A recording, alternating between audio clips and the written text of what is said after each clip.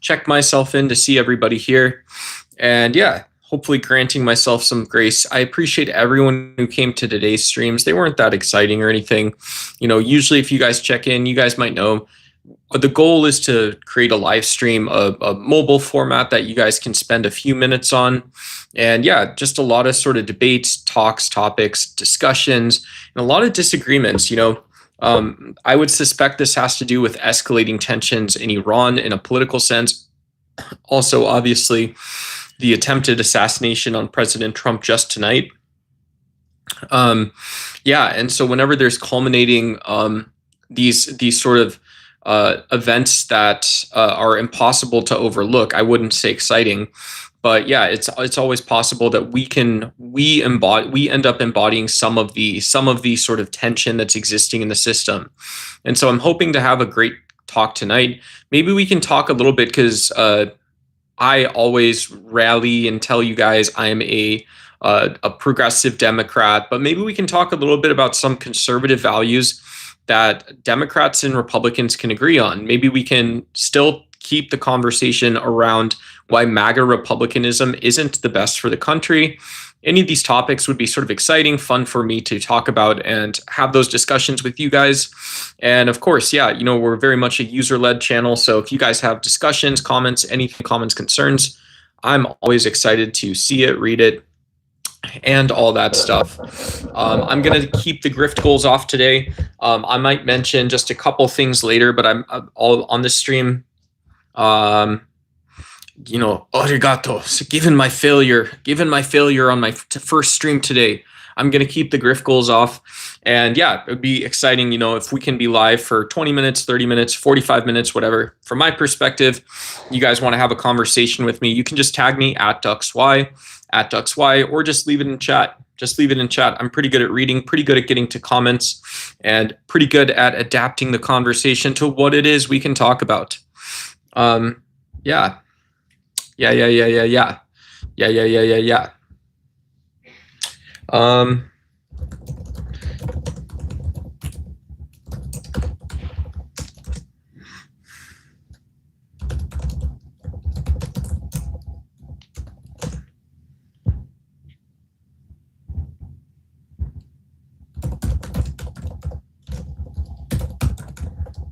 Okay, there we go. There's my message to the world. Someone asked my message to the world. I'm not that complicated. Yeah, earlier tonight, someone said, hey, Duck, what's your message to the world? Why don't you tell the people? And I said, I don't know. I don't have a message. Well, there's my message to the world. You can check the Strem title and description, Strem friends. Any respectful conversation is welcome. What's my favorite subject? Depends on the day. I'm intellectually raised on the internet. I have a bachelor's of science in political science. So obviously I have a soft spot for political science. The subdomain of political theory is my favorite. Kind of toes the line between political science and philosophy. And yeah, I like moral philosophy. I like religion. I like Eastern religion. That's cool too. And yeah, I consider myself a Buddhist atheist. So I like talking about topics around Christianity. I also like learning about other people's sort of beliefs and stuff like that. This isn't like the best format, but like obviously if you're passionate about something, something that you personally care about or are passionate about makes for a great conversation. So good to see you, RP Mountain. Thanks for saying hi too. We don't care about your message to the world. Well, if anyone cares about my message to the world, there you guys can see it's pinned in the comments. Nothing prescriptive for you. So hey, care about that part. That would be the one ask. Like that's my prayer or plead. I'm down on my knees, baby. Please, baby. Please come back, baby. Yeah, my one sort of plea is that if you guys are going to offer your own opinions or advice, just don't make it prescriptive. Ask a question, share what you're curious, passionate about, what you really believe in. You can really believe in something without wishing someone else just adopts it willy-nilly. Charlie Kirk could invite 1,000 people to go start things like Turning Point USA because he was passionate about Christian nationalism and spreading his hateful bigotry message to the world. But one of those persons may have been a conspiracy theorist or a violent extremist, who knows? So Charlie knew that too. Charlie knew that as well. Which AI do you consider the most truthful? I mostly just use ChatGPT mostly. I've checked out a couple AIs on in like the business setting and stuff like that too. And yeah, there's a lot of cool ones, right? If I don't know how into it you guys are, but for just text searches and stuff, yeah, ChatGPT is cool. I forgot what it was called. But the one that sort of collects all the different models and uses it, is that Anthropic? I don't think it's Anthropic. It's something. But yeah, geez, I should know what it was. I feel like an old person. But let's see.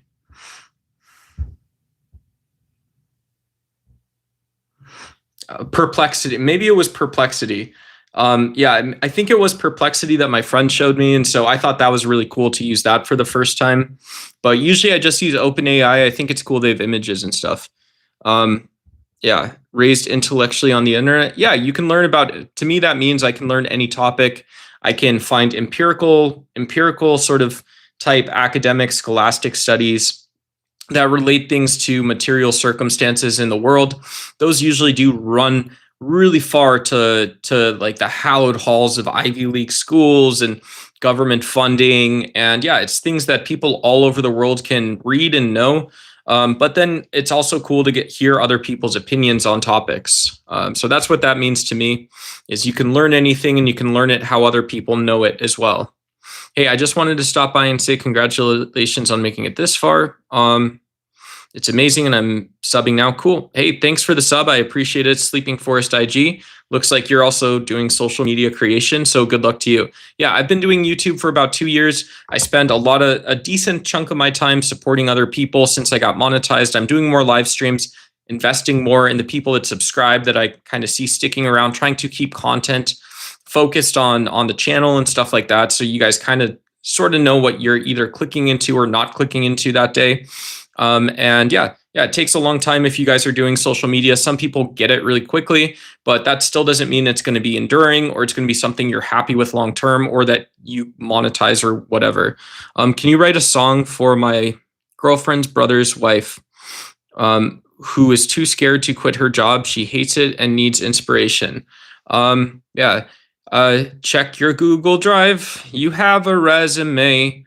What did they see in you on the first day? They saw you were automatically passed through the AI screen. Da da da da. And then what happened next? They scheduled a training. They put you on a train and they said there's no waiting. You collected a check through ADP.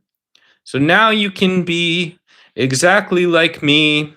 I'm broke, depressed. I make videos on the internet. I'm broke, depressed. It's videos on the internet. Don't wait, quit your job. Don't wait, quit your job. There you go, Zach. Clip it. Have you ever had a nightmare before where you couldn't just use your voice for help? I've had a couple really bad nightmares before. I went through periods of my life where I didn't sleep very well.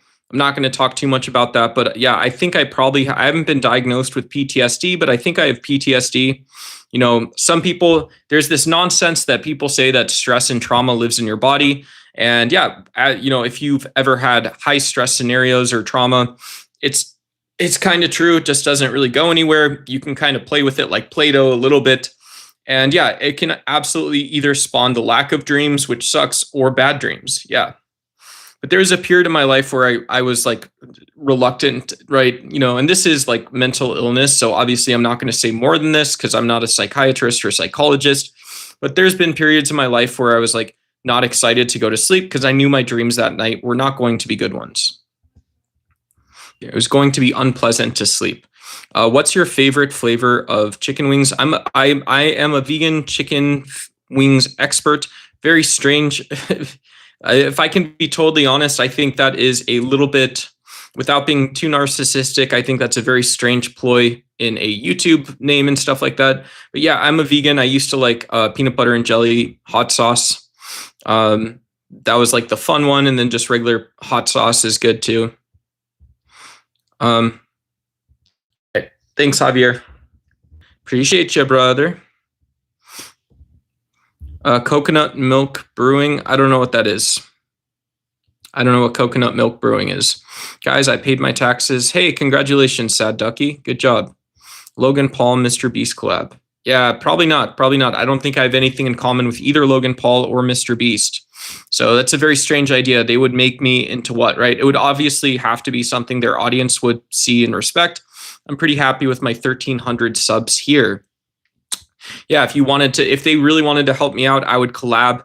And yeah, if you guys want to pay me $1 million so I never have to ask my audience for money ever again, shout out to you guys. Yeah, I would do that. Yeah. You guys can give me 20K and I don't have to ask my audience for money for the next year. What sports do they play? Get a job, cuh. Yeah, heck yeah, right? I'm broke and depressed. Nice, like it. Yeah, hey, shout out to you. We're all with you, Greg. A lot of respect to you, brother. Say something about Israel. Yeah, Israel is in the Middle East. No context. Yeah.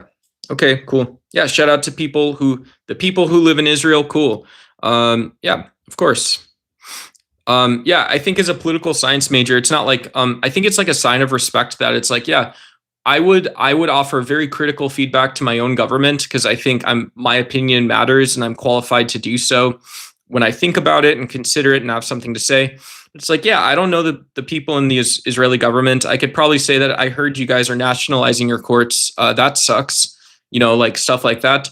But it's like, yeah, I don't know you. And so are we doing FAFO? Are we doing, play around, find out? I don't know. Do I have something to say to you? No, I don't. Hey, what's up? We got Austin Murphy. Shout out. Kiwis in the chat, brother. Kiwis very high in antioxidants, things like vitamin C.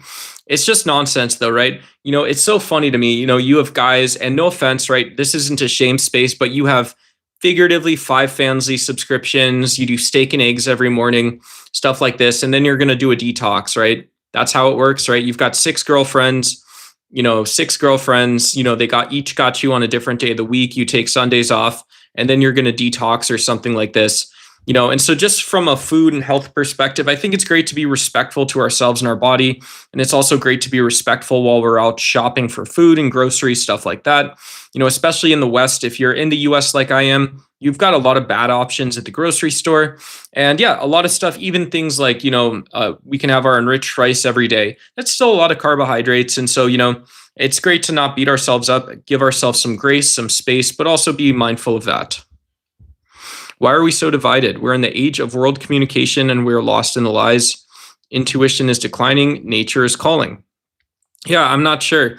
I don't feel so divided. And so when you say we are so divided, yeah, there's people that want to participate in a oppositional or zero-sum form of political processes and discussions, right? Some political processes are zero-sum. You cannot both pass a budget that draws money back in and a budget that's pushing more money back out. It is incoherent. It's contradictory, right? But that doesn't mean that the conversation and the dialogue and the way that people shape their own beliefs about the system can't be mutually beneficial even in that scenario. And so I don't feel divided. I would reject the question. I'd reject that. That's the first time I've ever said to any streamer, no matter the size, I swear, it will help with your mental health. Cool. Thank you. Thank you. Are you artistic? I'm a little bit artistic. I used to play guitar. I used to play ukulele. I rented a piano for a couple years. I'm not very good. No, I don't do any drugs, Austin. By the way, Austin's the only one in chat because I know him that he would be allowed to ask me about stuff like that. And even then, I'm probably just going to delete the messages or eventually time him out. But Ducks Y versus Tabasco. But yeah, if I don't know you, definitely don't ask that because you have no reason. It's hurting you as much as it's hurting my feelings. Tabasco sauce, yeah. Spicy foods, yeah. I'm in Arizona, so I don't have there's a lot of spicy foods here. Very lucky for that. Mexican food and the whatnot. But yeah, my eyes are dilated. No, they're not. They're just regular eyes. Did I shower yet? What does that mean, David? Very strange question. Thoughts on the Balkans? Franks and beans. Frank and beans. Ducky's paid his taxes twice now. Ducky's paid his taxes twice. Can I crash on your couch for $1? Hey, beef stromboli, the best strombolis. No, I'm probably not going to sell couch space to subs, to just random internet people, but cool. What's going on here? We are just hanging out and talking. Third time here. Guy's favorite streamer right here. Hey, what's going on? Oh, local Christian girl. That's why that looks familiar. What's up? What's up? Lithium not working. Like the battery pools. Yeah, lithium is a non-renewable resource. So it's interesting to think in the political sense why we can and should and have a lot of faith and trust in how rapidly we use energy. So I do hippie things, like I keep my phone on battery saver mode most of the times. I turn down the screen resolution if I can, the brightness, those types of things to save it. I'd rather meter a little bit more of my battery for something like having a microphone plugged in. That's not necessary, right? You can start a channel and stream. I could talk to you guys without the microphone. It may even sound worse. I don't know. I actually couldn't say. So lithium is a scarce resource. I think those types of things to me individually are important. It's also something you can have an opinion on. I used to lift a lot more, not as much anymore. Yeah, thank you. Thank you. Very nice compliment, I think. Thank you. Yeah, I used to lift a lot more. I was buff-ish or whatever. Not that buff, not crazy, but I could deadlift over 400 pounds, bench 265. I was still running at that time about 20 miles a week. So I was very functionally strong and fit. That stuff is taxing. I'm 36 years old. You're going to hear Unk talk about this, but the dietary requirements of doing something like that are really high as well. And so, stupid Socrates says, like, know what your body's capable of. I think it's more important to have a recognition of why you do what you do and what you are looking to learn, how you're looking to apply it. Those types of things to me can be irrational. You're not going to have any or all of the answers going into it, but staying consistent and keeping balance in your own life, those are all really important. Hey, what's going on? Hello to you in Japan. Hi. I'm from Arizona in the Southwest United States, so across the Pacific. And so hello. You would be hello. So if I'm pointing, you would be like somewhere. Hello. There we go. Yeah, that's what I thought too. That's cool. Dude, you are, just so you know, you've got some rabbi DNA. You might want to check your hard drive. Cool. You can, if you want to come back and talk politics, philosophy, or fitness, you can. Politics, philosophy, political science, or anything else, you can. Feel free. I can tell you used to lift. Yeah, I mean, there's stupid stuff, right? Like if you guys do like farmer's carry, functional lift, stuff like that, it will, I had a naturally wide frame. I got wide in high school because I wrestled a little bit. I worked in restaurants, so I was always moving, always doing something, working with my body back then. And I do like I don't want, you guys can see people say you have soy 10-inch biceps and stuff like that. And I'm like, okay, cool. I'm actually pretty okay with that.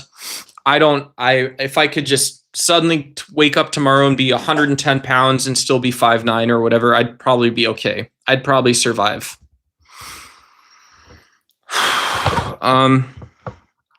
Cool. So you don't like Russia and China? Okay, cool. Little biceps. That's so I don't think you would talk about your own biceps that way, or if you would, that's purely aesthetic, right? Little biceps, it's like a very subjective view. So I just wouldn't recommend anyone in chat talks like that about your own body, but whatever. I'm not that much of a purist.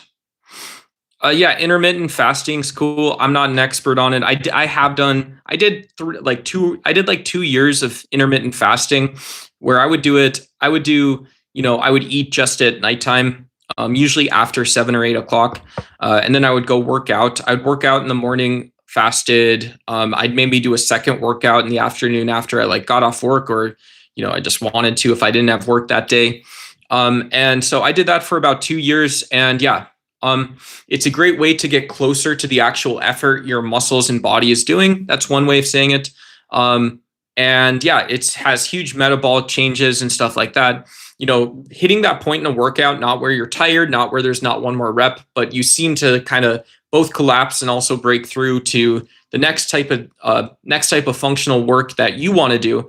Yeah, you're not gonna. I don't know. Our bodies are really smart. So are trainers and stuff. So I'd say just don't push it, but do what makes sense.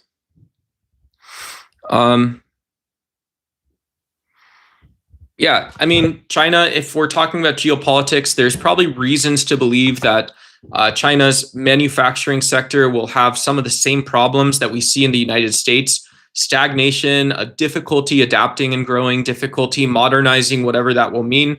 So whether that is now or later, I don't think it makes sense to say good guy China or bad guy China, right? It's like, your biggest energy consumption and biggest resource consuming sector has these political problems just like ours. And so we should as cosmopolitan citizens, and for me as a voter in a democracy first, right, in the United States, I would say, well, it would stand a reason that it only makes sense that we find ways to work together on this stuff.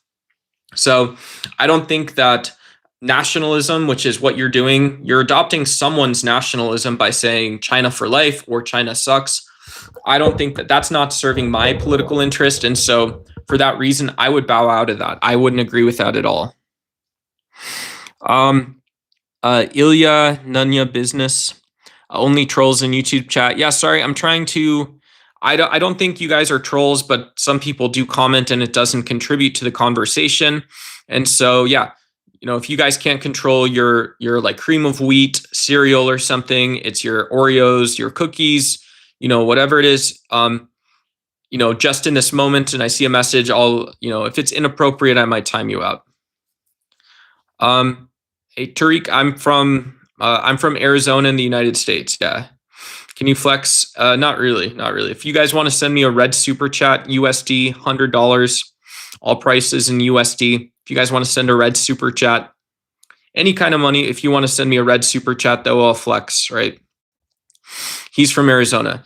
Yeah, even better yet, if you guys want to subscribe for that, I'll think about getting buff again. I'll think about not getting like super buff, but I'll think about getting jacked up, and I'll do streams with my shirt off.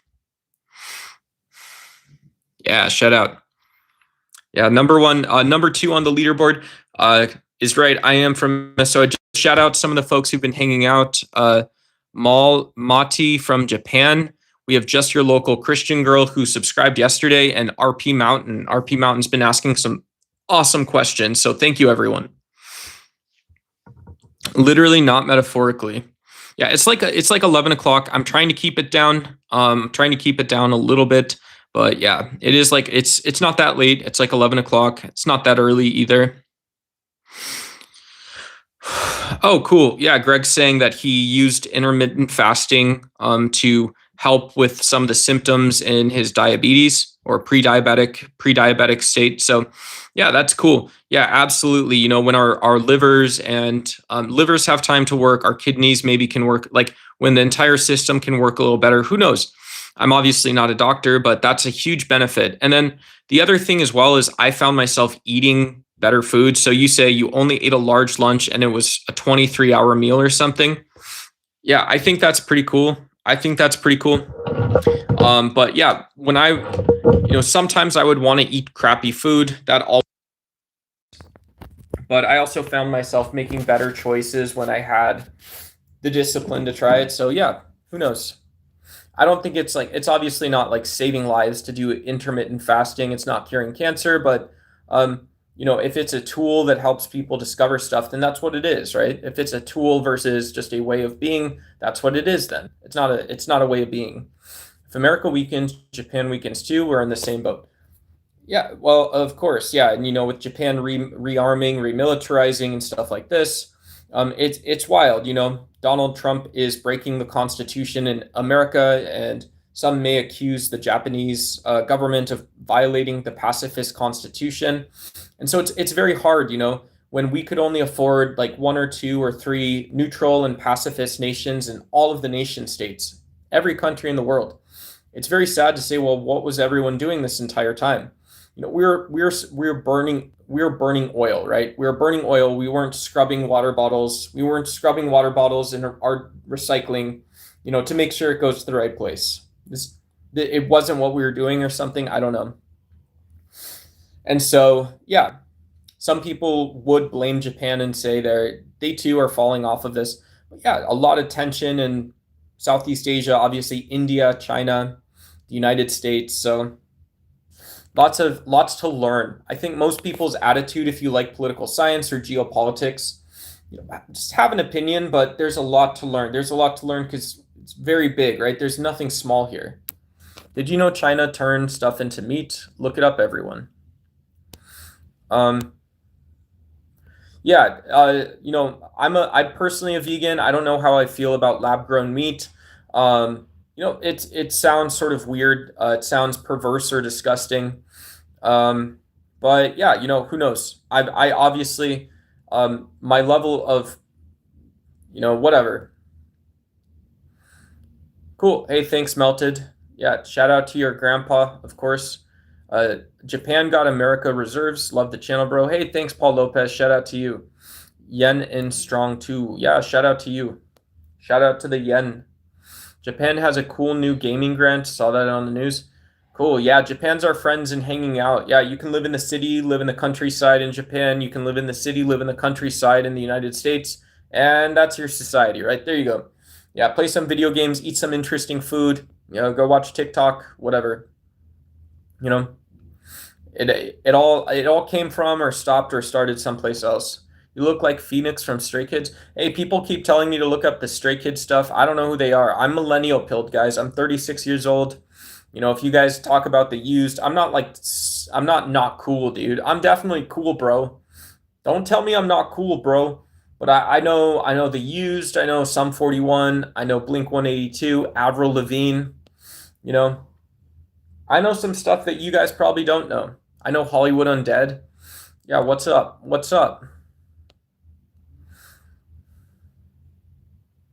Yeah. That's also a prescription, GT. So again, I don't know where you're from or if this is the internet, but yeah, saying that I work on my health, but I also need to work on my happiness. Yeah. And so like if somebody isn't happy, that's not like we don't know each other. And so that's like a prescription about a person. It is just really weird, right? So you wouldn't say that to a pretty girl that you want to date or something. And so why would you say it to me? Or, and I'm not trying to gender you or choose your sexual orientation in this case, but yeah. Yeah. Hey, what up, gangbang? Good to see you. Hi, mate. Hi, mate. Right back at you. Right back at you, brother. Good to see you. We got gangbang's got the coolest shiesty in the YouTube game. He's usually really cool in chat, and so what's up with that? So what's up with it? Sisters are really good to annoy. I didn't have a sister, so yeah. Is it unhealthy to eat 12 hours after a meal and do 250 to 300 push-ups on your fists every day? To eat every 12 hours after a meal, so you're eating twice a day. So that would be 2 meals a day, and you're doing 300 push-ups. I don't know why you would want to do that, but okay. Yeah. So if I was to criticize this or something, and I'm obviously not like a tough guy, but just from wrestling, like why wouldn't I want my body positioned here and I can just do this, right? I can just, I would never do this, but like, I can, I'd rather have force production here and, be able to adapt or move it or something like that. Because you can do 250 and 300 push-ups, right? Cool. Yeah. But yeah, choosing fitness goals. I like choosing fitness goals that keep me outside. I like choosing fitness goals that keep me feeling harmonious with my environment. One of the weird things, an absurdity of doing like strict strength training or MMA training is like, look, you're not a construction worker. They wouldn't do that stupid shit. Most of them wouldn't, right? You're also not, if you're doing MMA, you're also you don't need that in a society. Like there's 12 of us here. There's 0 of you guys that need to know MMA or self-defense skills. There's 0 of you that need to know self-defense skills. Self-defense skills are not like figure out what your body's capable of, right? Like you couldn't pay $1 million for someone to teach you self-defense, in my opinion, right? And so if you're interested in it, go learn it and don't talk about it. Don't talk about it, right? It's not cool to glorify that on social media. The same thing, the close quarter combat guys and, 2A defense, tactical movement and stuff like this. It's like, yeah, that's not cool. And you're glorifying it to people who don't need to know that stuff. So it's very stupid to me. That's my opinion. Cool. That's awesome. I don't know you, but to me, it's not normal. Cool. Well, guess what? Don't have to be on the channel then. It's that easy. Nobody asked what's normal. I need self-defense skills to defend myself from the cops that keep knocking at my door.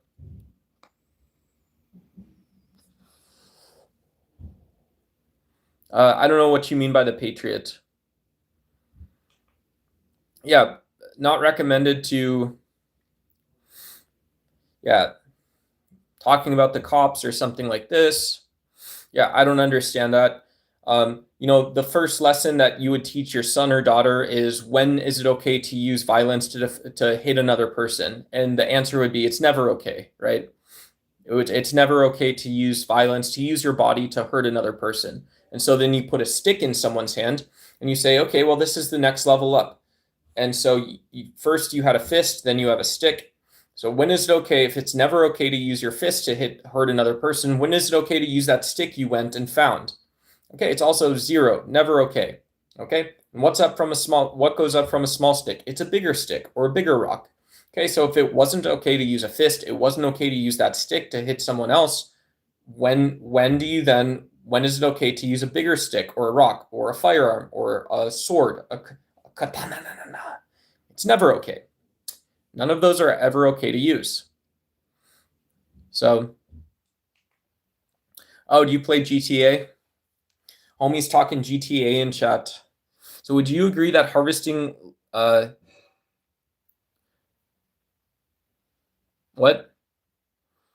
So Akud Dynasty either hasn't, like, you're talking about child rearing. No, I was talking about introducing people to like a reasonable way to approach violence. And you're gaming. You're either gaming or you are, I don't know what it is, right? That's the most incoherent thing. You should get banned off the channel and banned off YouTube for whatever it was that you thought in your head about that.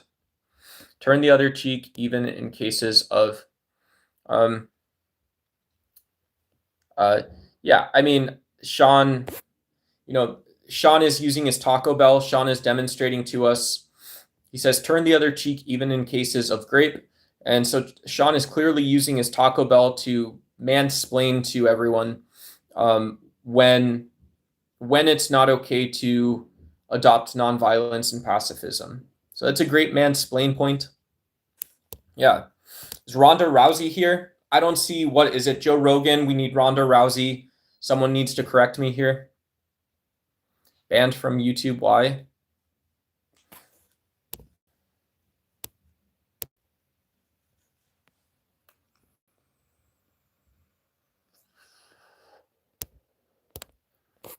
I was talking about self-defense skills and how most people should learn first that it's never okay to use your body to hurt another person. And most people don't have this embodied, not actually. And so that's what I was talking about, Titan. That's not my gender. Okay, cool. So whatever gender it was an equally stupid statement. What has nonviolence ever done? Nonviolence is 99% of the time of 99% of the time.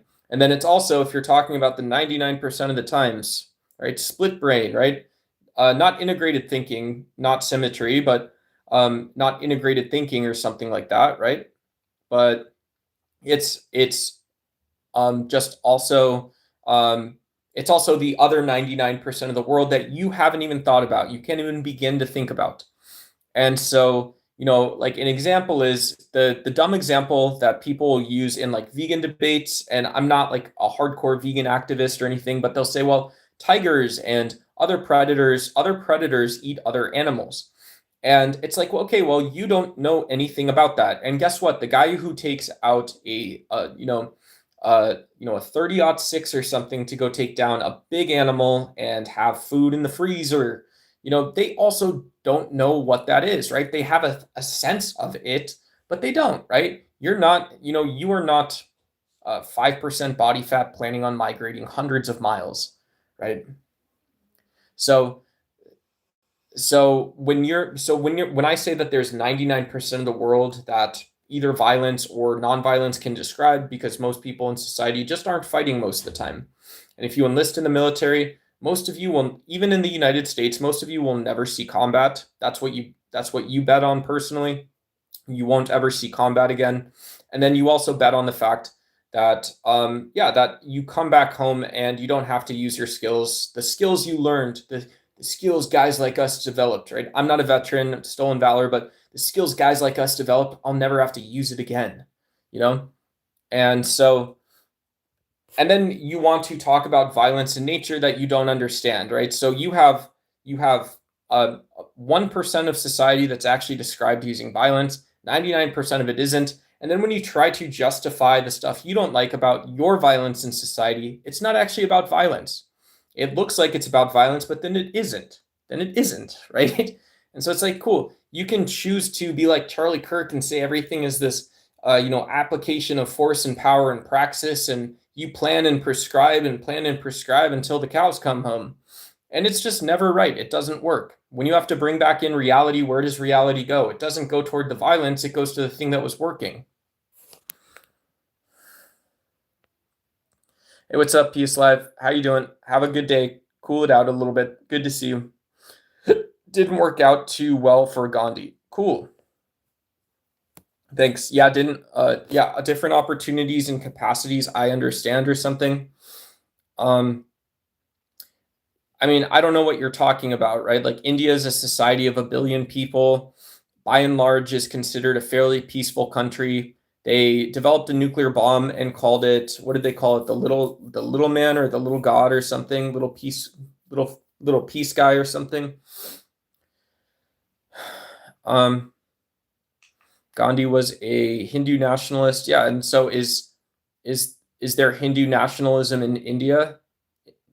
India is a Hindu nationalist country. All right, so what you guys are applying trailer park logic from the United States to Gandhi.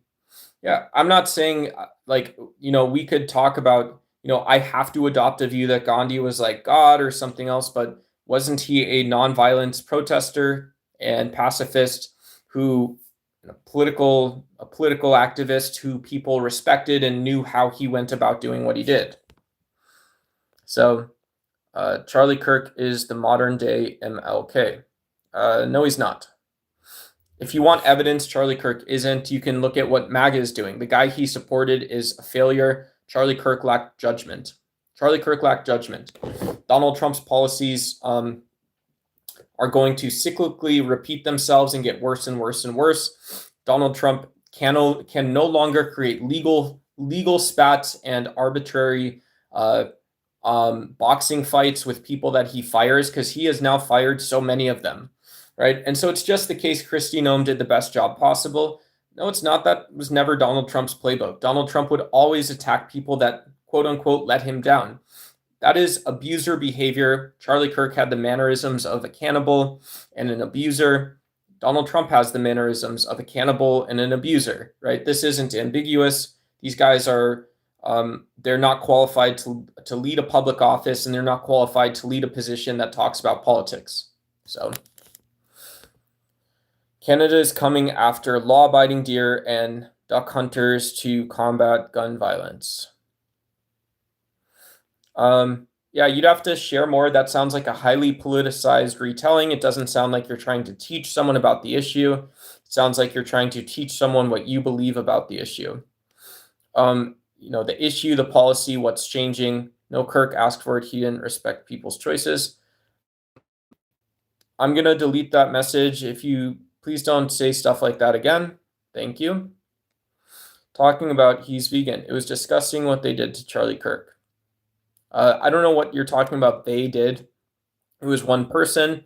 So once again, you're not trying to share your feelings or your disgust. You're trying to politicize people that don't need to be politicized. That's not appropriate behavior. Once again, you're prescribing to people what to feel or think. Talking about he's vegan. I'm not really deeply talking about I'm vegan, but if you want to ask a question about diet, fitness, or veganism, sure. It's okay to be conservative. It's not to support MAGA. Yeah, I mean, it's okay to, that is also a prescriptive statement, I think. But yeah, I personally agree more with conservative values. I feel like they prioritize my own beliefs better. MAGA doesn't prioritize my own values. In fact, I do believe the MAGA Republican Party has done more to hurt people that I care about. That's the effect of the policy. And so MAGA, I believe, it's a very, I don't think you can be an intelligent person or a kind person and support MAGA Republicanism. It's not a thing. It's neoconservatism that it boils up to these personalities. And so as soon as you try to make specific or measure anything that Donald Trump has decided, literally anything, none of it has been viable. And if you guys think this is partisanship, try again, right? Why don't you try to make a decision for a 5,000 person company, right? Pretend you're a CEO of something much smaller than the United States, a 5,000 person company, and say, okay, look, my sales team and the mechanics that work for me or something, and the technology people and the marketers and the finance guys, everybody's going to get behind this one decision for a 5,000 person company. Right? You can think like that. You can think about how you would know the people and how you would know the company and the process and your customers and what values you're actually looking to drive and support. Donald Trump's not driving any values in the United States. He's violating civil liberties. His ICE administration is just now firing Todd Lyons after his officers killed 2 U.S. civilians, lost and improperly detained tens of thousands of others. And so, is it okay to support MAGA? It's not okay to support MAGA. Yeah, you can support MAGA, but there's just no justification for it, right? That's the difference. You as a person are not less from it, from my point of view, right? That's obviously my main belief. We don't have to fix a person or say a person is less than and needs fixing, but yeah, the things you support are going to hurt people and not represent anyone's values except your subjective feelings. Your subjective feelings about what you have decided. That's not the point, right? That's obviously not the point. Trump totally crushed the woke cancer. There was no woke cancer. This is more like Breitbart conspiracy writing, and yeah, I would just ask you, Sean, is that attached to like January 6th, for example? Is that attached to Charlottesville? So there's a woke cancer. So now some we, like an actual specific we, not just the woke cancer, woke cancer applying to woke people everywhere or something. But because of this woke cancer, we get to chant white supremacist slogans, invite college students to come participate in the fun, and then we get to riot on the Capitol because they wouldn't let Donald have the White House. They wouldn't even, dude, you don't actually believe that they do that, would you?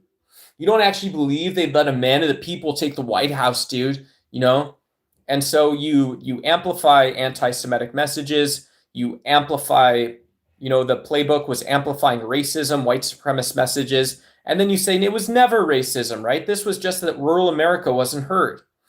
Yeah, the woke cancer, including Democrats in places like Kentucky or anywhere else, right? Including Democrats in these places, just never cared about themselves in rural America. What kind of nonsense is that? right? It isn't political even. It's a nonsense belief and a nonsense statement. Everything has been corrupted by the cabal. Yeah, I don't know what that means. Yeah, I try to be sensible. I think you guys are sensible too, right? I should be talking up to you guys, right? I should be talking up to you guys a little bit. I should have like a service-oriented mindset, without changing who I am. That's kind of my approach. I know it's not that exciting or something like that, but yeah, you guys are awesome. Even when you guys troll me and stuff like that. So yeah, you can't say anything about what Charlie would or wouldn't agree with. Many talking heads have stepped away from Trump. Yeah, I mean, I don't know that we can or should speculate, but Charlie Kirk also shared his values very publicly for many years. So saying that Charlie Kirk would still be supporting the Christian national right isn't really a stretch. Saying that Charlie now only has, I feel like this is defending not the person Charlie Kirk, but the political effigy of Charlie Kirk. Right. And the political effigy of Charlie Kirk was not like Martin Luther King Jr. The political effigy of Charlie Kirk was someone who tried to commit treason. The political effigy of Charlie Kirk was someone that had racism running rampantly through his organization. And it was a person who acted like a high school girl, basically acted like the high school hot girl or hot guy, and got followers on LinkedIn. But in order to do that, yeah, what did he do? He committed treason. His organization trained people how to be quiet racists. So yeah, Charlie Kirk's views on things were not ambiguous. And so now that Charlie is dead, his views on things are still not ambiguous. And so, no, because Charlie Kirk was a public figure, I will obviously always pay my homage to someone who was an influence in the political system and who was taken by senseless political violence. But that doesn't change the fact that Charlie Kirk was a fucking idiot. He was an idiot, he was uneducated, and he was inept, right? Charlie, for everything accomplished, was a totally useless person in American politics. We need to should start shouting against the Christophobic attacks around the world. I don't know what you're talking about. Christophobic attacks.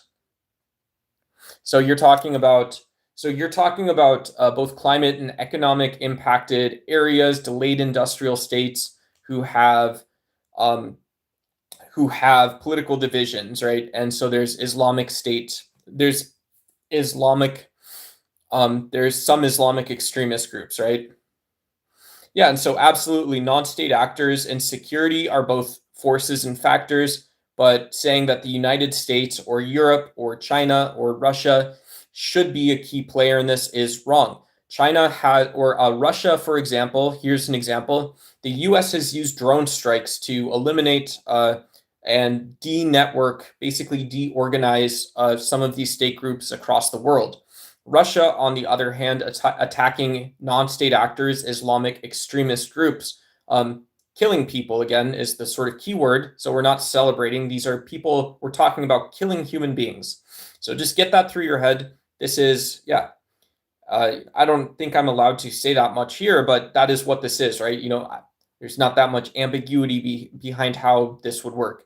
But Russia has also stepped in to help secure resource-rich nations. They've offered security forces and other services and the whatnot, but primarily, this sort of distanced security contracting force in exchange for what seems to be like short-termish access to some of the profits and the cash from these places. And so you can agree or disagree with the scenario, but saying that, well, there is a fundamental state need, this isn't really neo-Hobbesian at the end of the day. And so we can, hopefully we all agree on that. But saying that we want to become extremists anytime we hear about an attack on Christians and just, whatever the news reporter tells us, that's what it must be like. Well, that's not necessarily true. And then why not step up against just the mass violence going on in Sudan today or something? People learn this stuff and they say, well, only if Charlie Kirk would say it. If Charlie Kirk would say it, or Donald Trump echoes the sentiment, But there's places where people just die by the thousands of landslides because of erosion, right? And you didn't care about that. You, in fact, many people said take away their money. There's people that still don't have food security, don't have education, don't have schools, don't have internet. But it is the case that the greatest threat that never existed was the spread of Islam, or the greatest threat that never existed is violence against Christians. It's the same made up, it's conspiratorial, it's conspiracy thinking. Hey, Josterberg, I don't know if you're still here. Are you saying to me, hey, PS Alive, I don't know if I was or wasn't or what. Duck, are you the same Duck who knows of Talcott, or are you a different guy? Hey, Chris, yeah, I am the Duck of Talcott show as well, Talcottia. Talcott, I'm sometimes on Powder Dusty, sometimes on Raging Tomato, but yeah, Jack is definitely my favorite daytime streamer to hop on with. And yeah, so good to see you, Chris. I'll look out for you in chat. I don't always read chat at Jack's, but sometimes I do. So yeah, good to see you. I'll look out for you over there too, brother. It's okay to be conservative and keep American outcomes at the core of your government actions.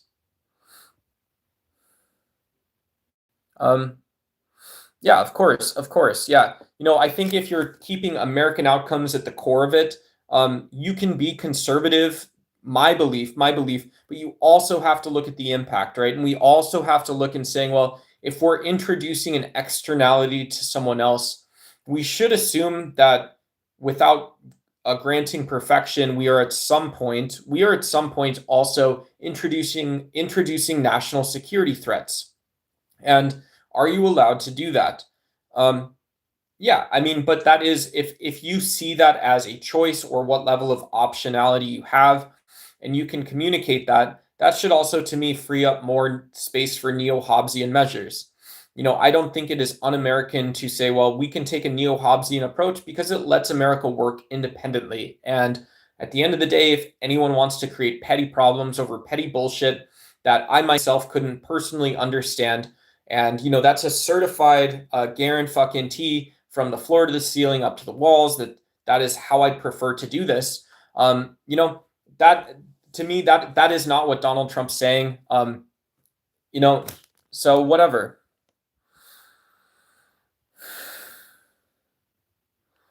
And so this is part of the Orientalism that there is ambiguity about the level of leeway that states have producing competition. The presumption that political scientists and analysts are always right is one thing. And then the other sort of presumption or assumption is just that everybody's incapable of aligning on equal sum opportunities for no reason actually given, right? And so it's a bunch of nonsense. It's a bunch of bullshit. It's a bunch of making growing pains out to be something that they're actually not. And it's been this way for the last 70, 80 years. What is a growing pain? A growing pain doesn't exist. It's not a fucking thing. So if you say stuff like that, then what is your job? Your job is to get the fuck out of that government, right? You don't work there anymore. Like how crystal clear was that? And so it is funny, when we see that diplomatic processes run by people like Donald Trump sound at the level or worse than like a mid-level manager at a call center, there's something that there just is not reciprocity there. There's not the care or attention that's being put into it. Politics is nothing but tricks in telling people what they want to hear and promise into not lie and scam people in the process. Yeah, hey, that's a pretty good description of politics. Henry David Thoreau said something basically as much, that his thing that would maybe go on top or underneath what you just said, or it was just right there, he would say that it's about expediency. And so the politicians who say the least, the politicians who don't oppose anything, they don't introduce new ideas, they actually last the longest. They last the longest because they can say less and they just go along with what people are going to do anyways. 99% of gun-related crimes are done by people who unlawfully obtained a firearm. The government is forcing a gun buyback program, claiming it is to combat gun violence. Cool. Yeah, so that sounds like there's a rich space for a discussion depending on, comparing Canada to a place like the UK, because you guys are both parliaments. And yeah, I mean, Canada is a very diverse area as well. So I'm just saying that it sounds like there's way more there than you initially led on to discuss, right? There's lots of, your stat doesn't say anything conclusively. There's no conclusion to be drawn from it, right? If that was an SAT question, it would be no conclusion. Man, everyone left.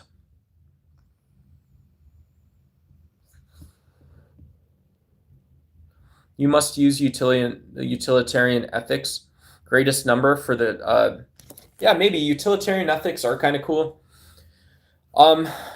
Sorry if dude, I am so far up on chat. I'm going to go all the way down. Yeah, utilitarian ethics, and sorry if I'm skipping over comments and stuff like that.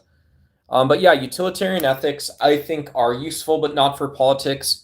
When you say the greatest good, even if you're saying it in a deeply meta-ethical sense, I think you still get stuck around like the waistband area. You get stuck at these things that aren't necessarily grounded in any sort of reasoning or truth. So like a example of this is saying that, well, even my own belief. So it's morally beneficial to have a welfare system or social safety net. And this is because people fundamentally need access to food, groceries, and it just sounds like that's it.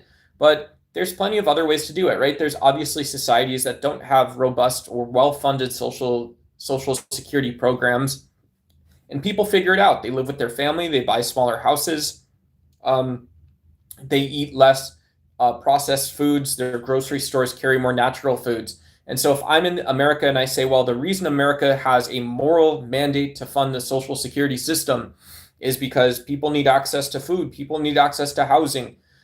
It's like, yeah, cool. I generally agree. I generally understand more of the context. I get all the stuff that you mean by this, but this isn't like a metaphysical fact, right? It is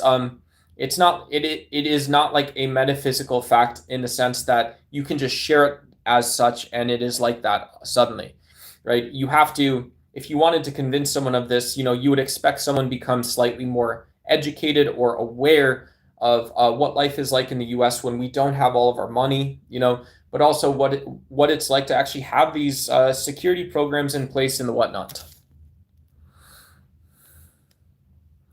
You need to smoke using. Hey, DeJones, we can talk however you would prefer to talk. Yeah, so the way I read this is that, yeah, we're talking politics, philosophy, and fitness, and politics, philosophy, and what was the third one? Politics, philosophy, and yeah, culture, society, anything you want. But yeah, I don't think I need to smoke marijuana. I have a degree in political science, so I like that stuff. I'm a nerd, kind of a little kid about it, I guess, or something like that. But I'm also happy to have conversations about anything on any level. Charlie Kirk was the founder of Turning Point, a extremist political group in the United States. Actually, immigrants contribute to a lot of this country, including the undocumented. That's not even up for dispute.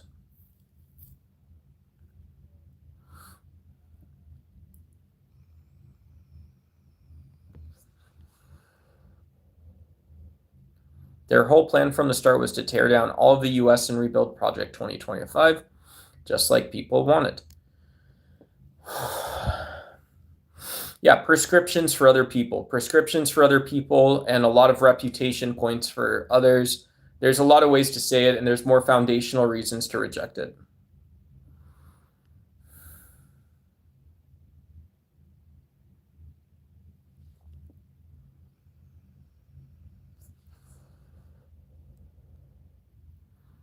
Yeah. I don't know enough about Canadian politics. And generally, yeah, Canada ideally should have strong property laws and stuff like this. And yeah, I could understand from a conservative perspective why something like reparations, including land grants, while they may be the strongest and perhaps seen as the only political viable to recognize the Indigenous claims in Canada, okay, cool. You don't eat Wheaties either, bro. You don't eat Wheaties. You don't, you don't use Sony products or anything. You're never going to do that, And so I think if there was some staunch religious claim, and it looked like the last of the Mohicans, but that's not the case, right? So it is the case that a very relevant legal question is the property rights and things like this. Um, yeah, and he was funded by a lot of people and had a net worth of at least $10 million before he died. So he's basically just another pawn. Um, yeah, Charlie Kirk. Someone might say he was corrupt because of his success. Yeah, that would be a talking point. I think Charlie Kirk was just wrong about he didn't speak a he very embarrassingly didn't speak a true word. He didn't say a single true thing his entire life. His entire political life, Charlie Kirk struggled to say one thing that was true. And it's very sad, right? It wasn't just because he was young, it was because he was hateful. Turning Point is an organization based on hatred. Hatred and violence. So Nick Fuentes is very popular on the internet, so people believe pretty much anything. Yeah, Fuentes has come out and said as much as he supports neo nationalism, Nazism and stuff like that. Yeah, and so if you also are so hateful or so self-absorbed, or of such limited worldview from your vantage point, what you see, what you talk about, that you cannot help but to become a mustache man following bigot, then you shouldn't be talking about politics. Nick Fuentes could just as funnily do reactions to Selena Gomez videos. He could troll culture. He could pick 1,000 other annoying things to do. And this is the game. Brett Cooper's another awful, awful political pundit. Brett Cooper spent the formative part of her career advising parents of kids with disabilities get thrown in cages. Who knows? Maybe the kids also get special lockup treatment. She advocated for the killing of people born on foreign soil, and now she's doing culture and politics, right? So Brett Cooper is absolutely also a very hateful person who refuses to confront it or to admit it. That, yeah, she's responsible for just as much of the death caused by MAGA and the death that is yet to be caused by MAGA as anyone else. Right. And so that's not political extremism. That's the dose of reality taken to fruition. Right. And so you want to tell people what the president is. You wanted to play the game where you tell people what a president is. Okay, cool. That's what that is. That's what it is. So every single death that came at the hands of Donald Trump, that is part of your responsibility. I'm more than happy to have voted for Barack Obama. More than happy to take on programs that I disagreed with, like drone assassinations in the Middle East. Take on aspects of like wiretap privacy concerns. That guy, he loved helicopters. That guy freaking loved putting troops on helicopters to go kill people he had never met. And so if that was my president that I voted for, and you're also celebrating the death of bin Laden or something like that, and then Charlie Kirk and Brett Cooper want you to take it the next step and lock up, separate families that you've never met, commit hundreds of thousands of, raise violent men to work in this ICE program. Okay, cool. Right, so that's your legacy. That's where you're at. You're not a cultural commentator, Brett Cooper. Right, you're just right down there with the rest of them. It's disgusting. It's absolutely nasty and disgusting. There's no magic that's going to come up from that. Not really. Earth is awesome. I love Earth. Happy belated Earth Day, everybody. Earth is amazing. I don't know what volunteerism is. Should I know more about actual political science? Let's go see. What is volunteerism? Yeah, cool. Absolutely. Volunteerism is pretty sweet. Volunteerism is pretty nice. In political science, there's a couple things you can look at. Related to political science, there's this idea called social capital. It's the way that we bridge and bond both different and the same social groups. So you have social groups, the ones that are different and the same. We're talking about either bringing them closer together where they never have been, or we're talking about going across the divide. So bridging and bonding. But there's also things related to things like voting and checkbook activism, right? And so saying that people go out and spend some time to help others may be political. It may not be deeply political, but there may be people who say, well, I have a sense of civic service, and so I donate a portion of my paycheck. It's not just the time. but it's also the money, right? This stuff also matters. There's a professionalization of non-governmental social services and things like this. And so this counts as democratic activation, it counts as democratic participation, and it's actually pretty meaningful. It's meaningful to give a solid part of your paycheck that you don't need any of it, to go do it. And so is voting, so is spending your time, so is volunteering to go serve, asking to be a civil servant. These are all good things. These are all being civic minded, having civic leadership, and respecting civil society. It's asking what part of that you can be a part of, or where you'd like to lead from.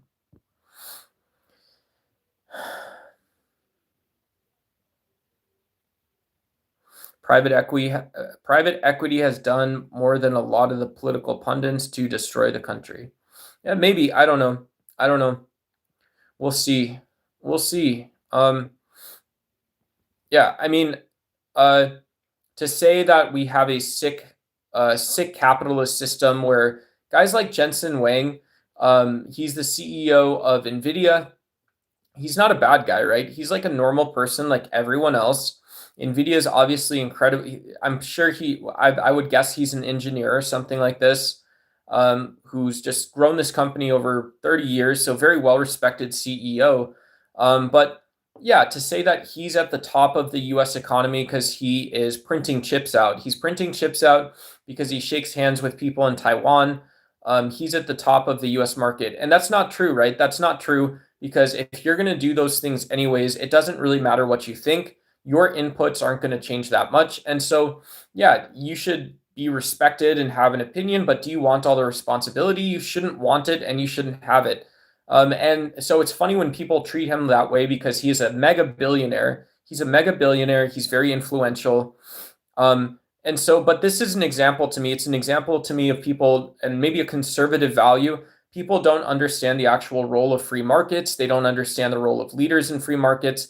And they also always see themselves as outside of the problems that are created. So I think private equity is an excuse for people that have any sort of W-2 job, any sort of hourly job, that you buy any product. It's an excuse to see yourself outside of the political system. And that's just not true. It's just not the case. It's maybe too much or irrelevant to put on, but that's what it sounds like all the time. Do you think private equity sounds like that? Well, probably some of it, probably a lot of it does, but so does everyone else. We could use a man like Hoover again. Heck yeah, let's get some UBI guys. Yeah, man. I want my what do I say? I want um I want um I want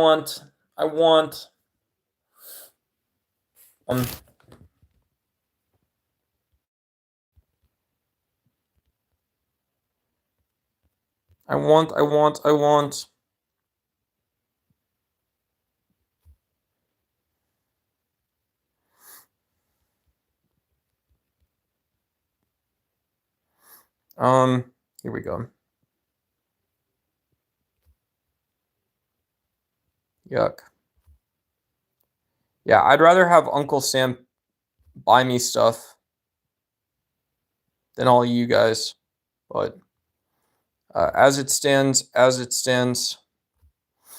ain't gonna happen. Brother. Try ayahuasca. I'm gonna scroll down again. Shout out everyone. Thanks for being here, by the way. I appreciate you guys being here. I try to be a good host, try to provide some customer service, reading comments, all this stuff and the whatnot to you guys. A little bit, not too much, but yeah, trying to get to know you guys while you guys are chatting. Again, my name is Duck Nathan. I get behind on comments because I like reading, like talking or something. I like to hear myself talk. And so thanks for being here. If you guys like politics, feel free to subscribe. Just chatting about all kinds of stuff. Yeah.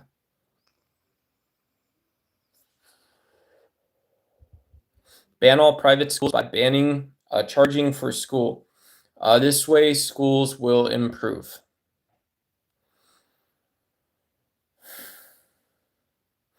There's always talks about school voucher programs. I think Arizona has vouchers where you can actually get tax credits back to pay toward your school.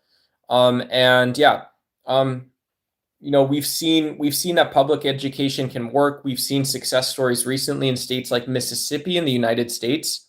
Mississippi increased the literacy rate drastically in a very short period of time.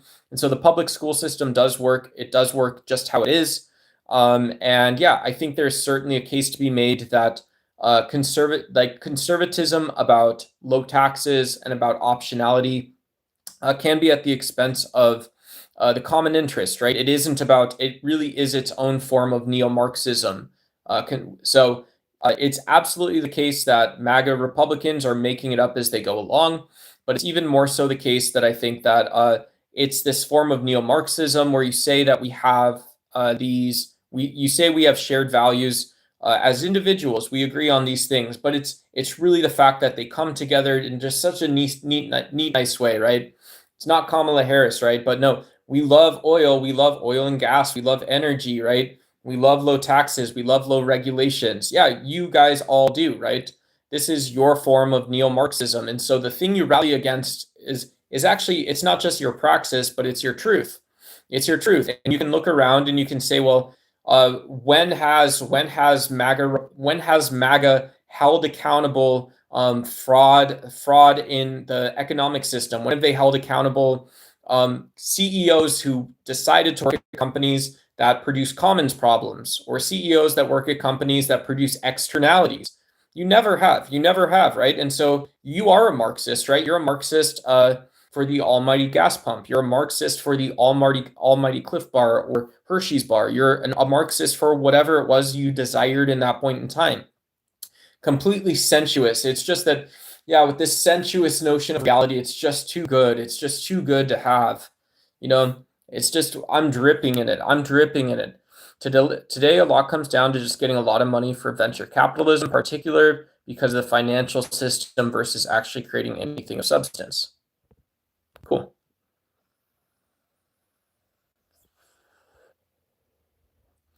If the rich kid goes to a poor kid school, I guarantee that the school is going to be the stream paused, guys. I hope some of you guys are still here. I'm going to go back just for a couple minutes on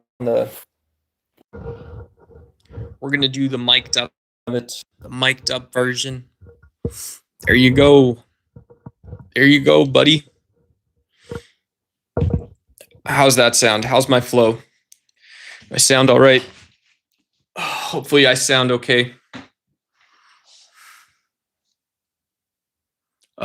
Crypto schemes, yeah. Cryptocurrency is, I think, another example of the commons, of just the majority making a decision, claiming it's about privacy, claiming it's about individualism.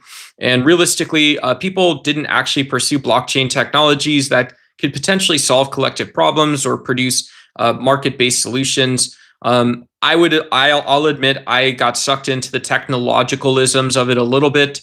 Anyone who maybe heard about Bitcoin, I first got into it late. It was very late. It was probably like 2014, 2015. First time Bitcoin hit $25,000 or so was when I started paying attention. So I'm not that smart with that kind of stuff. I know people are, but yeah, I mean, I was fascinated about the idea of how we can store data or transfer data. But then I also realized that like large, you can just ask how your doctor, can you send my notes over to this doctor or something, right? And so, yeah, there's absolutely a place to monetize and to track, kind of keep accounting on that kind of stuff. But I don't believe that was what like ICOs are about. It's not what like these fast moving, exciting crypto exchanges are about. It should be kind of clear to see.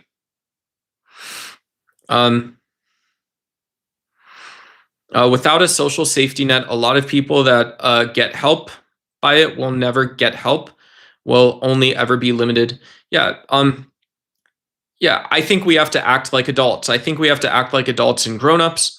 And this is the reality of it. The reality of it is if you are an adult or a grownup and you're not willing to put your toys back in the box, what happens? Well, you're going to coach bad behavior, and big, hairy systems that you never had control over, that you can't control, that you don't have knowledge of even, are going to get worse, right? And so what do? Well, you should hope and pray that you can choose and elect and vote for somebody that is actually willing to work and understand it, right? and or understand some small part of it when it's time to understand the small part of it. And that's what it is. Congratulations, right? Congratulations. Welcome to a society. And so, yeah, when I think crypto applies this to the same sort of sense of MAGA Republicans, so does earning a big payday at work, right? You own a business or anything like this. Well, you don't want to pay back, but you are saying that. So you're saying that the ethical thing to do, the moral thing to do is both recognize where the success came from. It's to recognize where the success came from. And then it's also to recognize that there's other people that contributed that you are exploiting from, right? That is how a society works. And there's some of those people, sure, absolutely support the job creation, absolutely support your contribution to the business ecology. And this doesn't have anything to do itself with what it is that a society and a business is. And so it's not a hyper ethical form of capitalism. It's just a very simple form of awareness at the end of the day. Because to say that this is some like great safari that you have to go travel to the Nordics, you have to go travel to St. Petersburg. Yeah, you have to see what Hong Kong people don't like about Beijing, or you have to go to New York and Florida. No, you don't. No, you don't. No, the fuck you don't. Right. and this is where the conversation basically spins off and stops, because in my experience, when people are unwilling to be honest and appreciate their success, when they've put you in their little weird world for you to be not successful, but what happens? It's a series and series of excuses when it's just like, yeah, if you see a direct deposit for $8,000 to your bank account, where did that come from? Right? That it's right there. That should be massive to you. And if it's not massive to you, that's wild. Am I Larry Bird? I don't know. Larry Bird's awesome. If you guys want to send me some super chats, a red super chat dono, yeah, I'd love to collect Larry Bird cards. I'd also love to buy groceries. I'd like to have a backup phone in case mine dies. So if anybody wants to dono, I can be more Larry Bird like. Are you related to Destiny, the political streamer? No, I'm not. No, I'm not. It's completely yeah, I'm not. Yeah, I would say, yeah, I've seen Destiny. He's one of the yeah, my friend, my buddy, I guess, Travis Pangburn hosted Destiny for a series of debates. But yeah, Destiny, I don't know that I'm his like target demographic. He's cool. I've watched his debates on Wick TV and stuff like that, but I'm not related to him. No, I'm not very related to him. Just giving countries money and food, helping them build, won't help either. They need to learn and look after themselves. Yeah, ideally, but also that's a statement that's totally lacking compassion, and I think lacking the ability to have compassion and understand things. It's important to sort of locate what concept you're looking to talk about. So saying that money, food, and helping them build, money, food, and helping people build, that's not a thing on planet Earth. Right? That is just words that you strung together. That doesn't talk about anything in reality. It's not about a construction industry. It's not about access to materials. It's not about the pricing norms or the financing structures. It's not about who, where, and when buys and can pay for it. And then it's certainly not about your usage of arable land. It's not about the distribution schema. It's not about how much or how little of that is supported and either subsidized or owned by the government. So yeah, and so yeah, I'm still not really picking up on what you're thinking about something, but I don't think you're thinking about the same planet that I'm living on.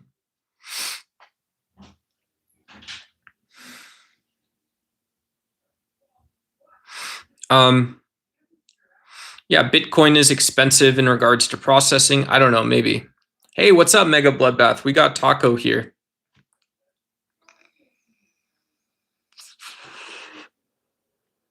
Are you guys doing anything tonight, Taco? Over on your side?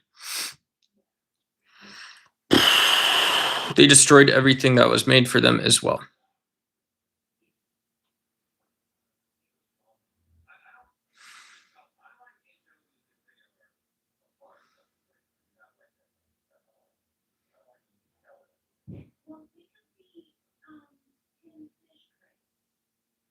Yeah, I heard that. Who was it? Gretchen or Hizzle told me that they're putting you through to second review for your monetization, and they said so there's specific offending content. I wonder if mine is going to get pulled down for that. But yeah, I hope not. Cool. Well, hopefully this is a good omen or sign. If they gave you specific things to fix. So yeah. Hopefully you have Ko-fi links and the Ko-fi bot is popping on your side. But yeah. I'll maybe stop by for a little bit and say what's up in chat or something. Come up for a little bit. Oh.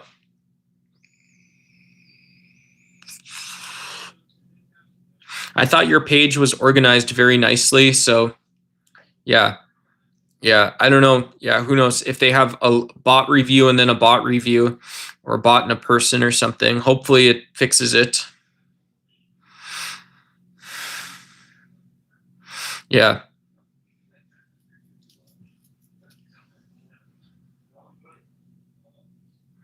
Bitcoin would be just anarchic, I think, just described as anarchic, right? It has very loose regulations. It works across borders. It works without payment standards, so there's no technical barrier. So that's so largely when you think about crypto exchanges, as well as just people riding the long-term value of cryptocurrency, both of those things are anarchic and not really regulated. So some would say it's libertarian, right? And that's part of the nonsense ideology of blockchain, is that, you felt or wanted to feel a certain way, but no, you didn't, right? No, you didn't. You don't feel that way about any of the stuff you own. The stuff you buy with your Bitcoin is just like the stuff everyone else buys with their Bitcoin. So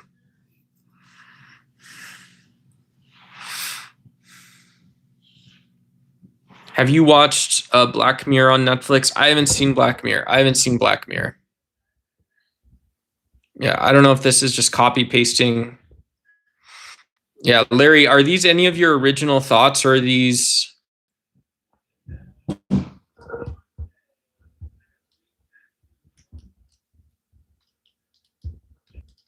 Sorry, I don't mean to be offensive. But yeah, I mean, if you like writing, and maybe I'm saying that because if you like writing, why not get like a Medium or a Substack, even if not a lot of people use it. Quora and Reddit are also places where you can post longer form content, because you seem to like writing.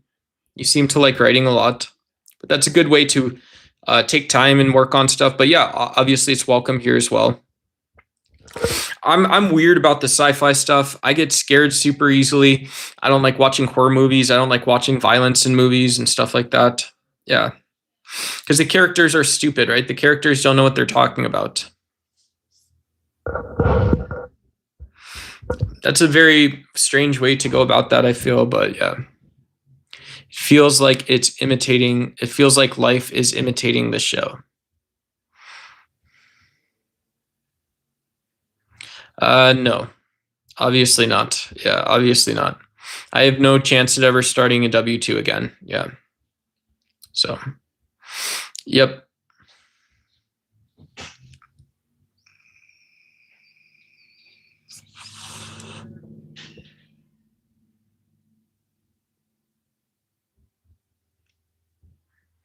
They're not going to like it, but they're going to do it to you. Why not do it to them?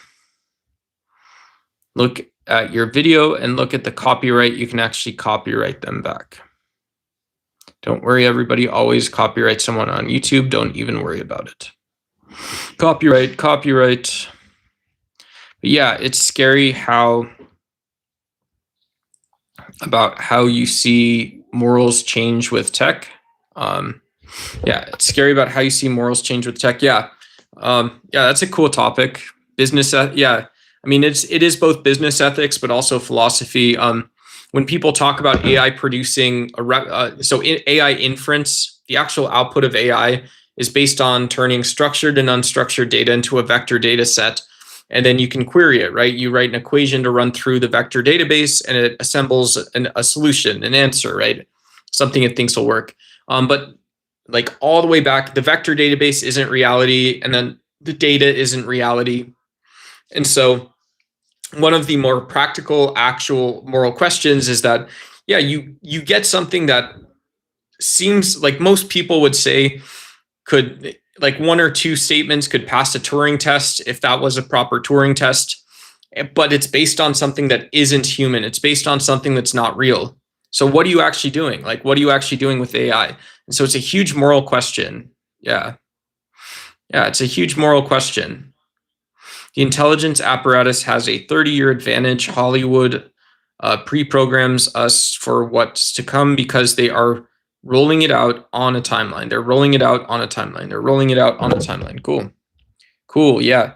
Yeah. And so a lot of the top AI companies are constantly ingesting data, constantly ingesting data. They have a way to update the data and the sort of deep learning model. And they can push this towards both the current need for whatever the AI is supposed to do, but also over time improve the model itself with better data sets. So, but it's still, even if you improve the data set, it's something that is artificial. It's not natural. It's pretty far away from that. That's coming back. But like, yeah. But if you tell, let's say you tell someone that you have a red car and you like red cars, it's like, that's not really technically true, right? It's not technically true that you buy red cars or you like red cars. You know, the actual thing happening in your brain and your body when you buy a red car is totally different. It's totally different. But the data that AI has only talks about buying red cars, right? That's what all of the data on planet Earth is actually like. And so you can have AI algorithms that go in and try to enrich and refine what it is someone actually means when they say something, or you allude to it somehow that maybe we understand a little bit of, but not all of it. And you get better AI outputs, but it's still not about reality.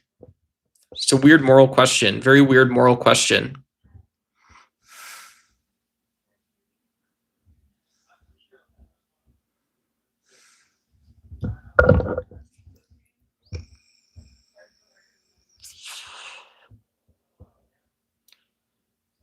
AI cannot distinguish between feelings and emotional response or thought response.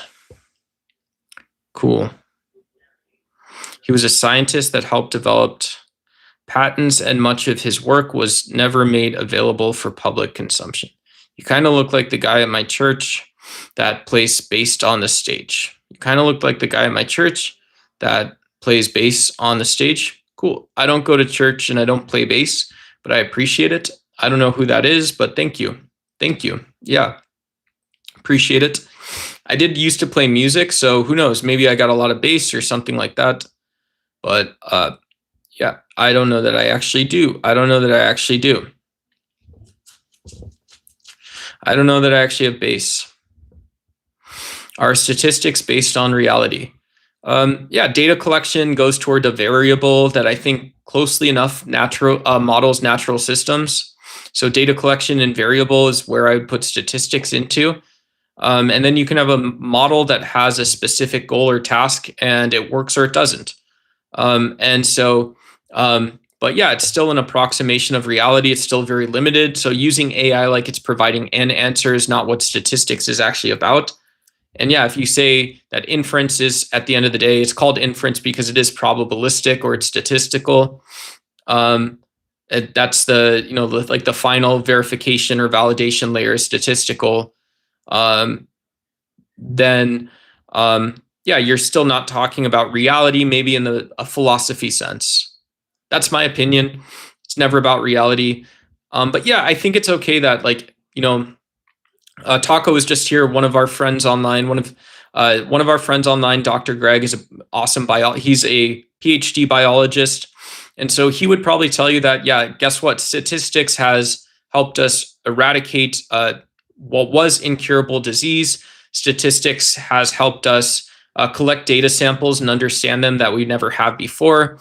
And this helps cure cancer with personalized and precision medicine. And so these things seem to be based on a very practical definition of reality. And so, yeah, maybe AI has a practical definition of reality, but that's still saying that we have to cure your cancer, or saying that there is a deeper layer of understanding available in genetics or something, or biochemistry or cellular health or something. Or how humans are like animals in ways that we didn't imagine, how humans are like plants in ways that we didn't imagine. That's really different than saying that we want to start $15 billion AI companies based on something that's not real, because it's practical, because you make money. It's practical because it's material. It's practical because it's fast. Fast is a material thing. It's practical because it's material reality. And so, AI is deeply, in my view, AI is not ethical, I wouldn't say. It's, I mean, I could debate. I could do a debate online, guys. I shouldn't speak too quickly or out of turn, but I could do a debate talking about how AI is both unethical and it's also deceptive.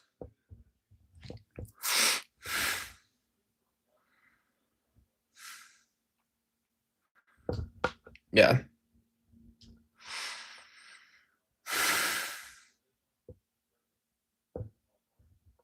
Yeah. Well, I mean, developers, I mean, developing a good product takes a lot of compassion and a lot of time.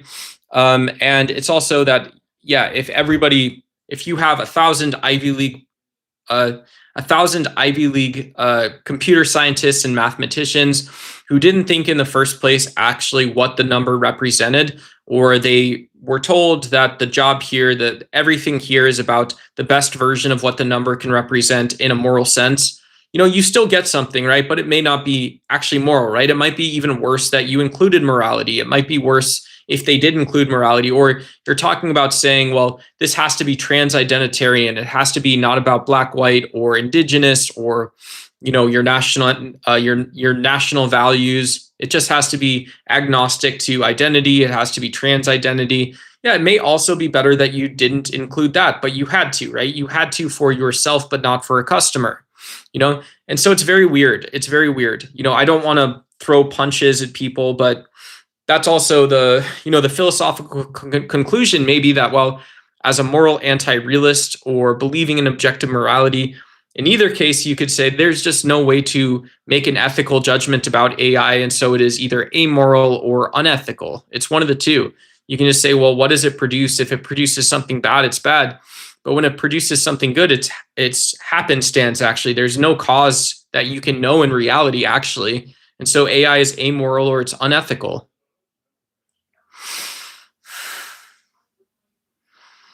They control the large language models and keep it within a confined sandbox. The AI still feeds you the answers they want to impose on the public.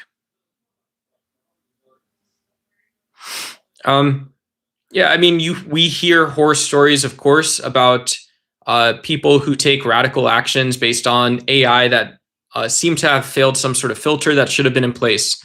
So that happens a lot. It can happen all the time. And I mean, in my view, I don't think we need to posit a deep state conspiracy. It's just products break sometimes too. I don't know. Do you guys like conspiracy theories, ancient aliens?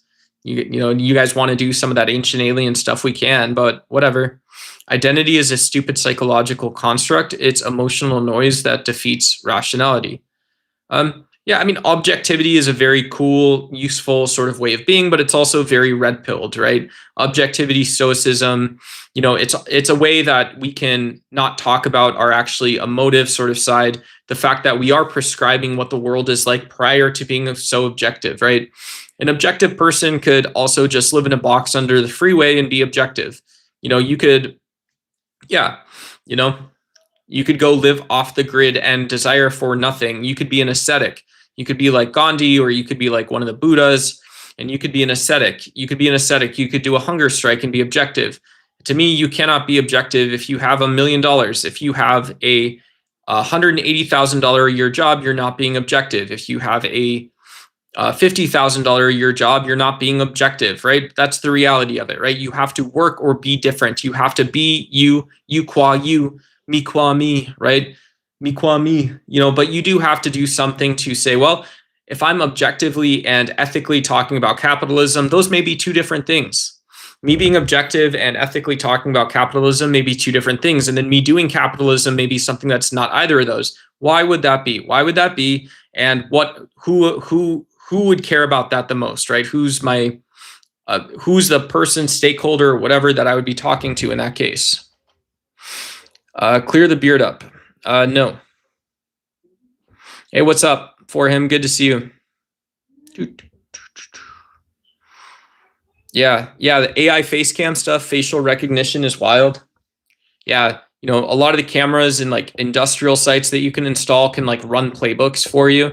So it's really weird. They can see what's going on and they can like judge what a situation is.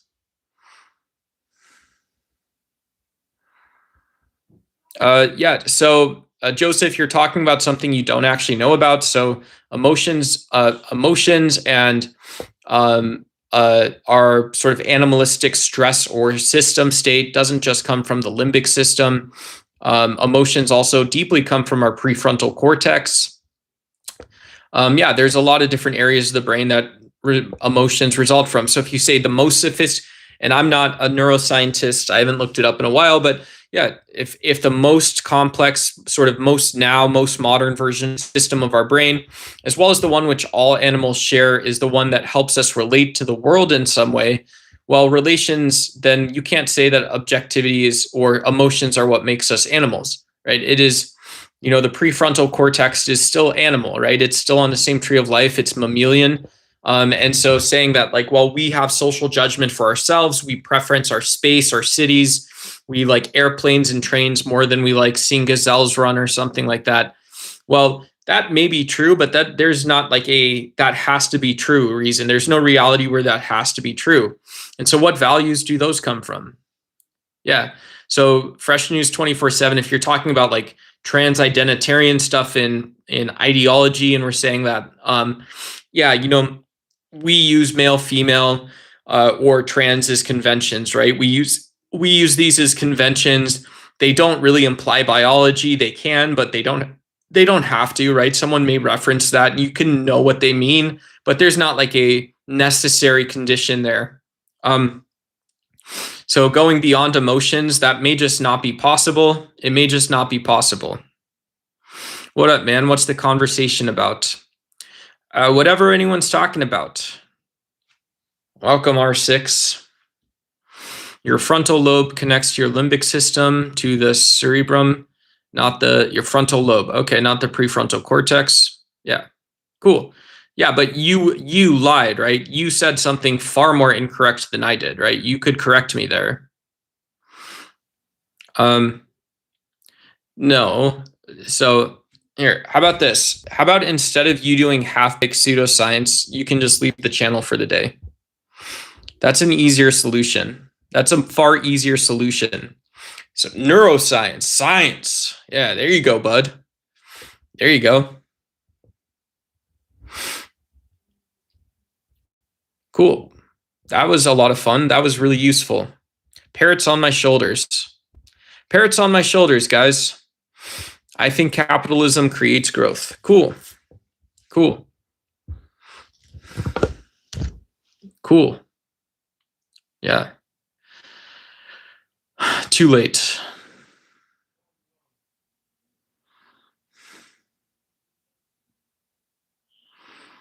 I'm okay, Ramon. Thank you, though. Appreciate it. Appreciate it.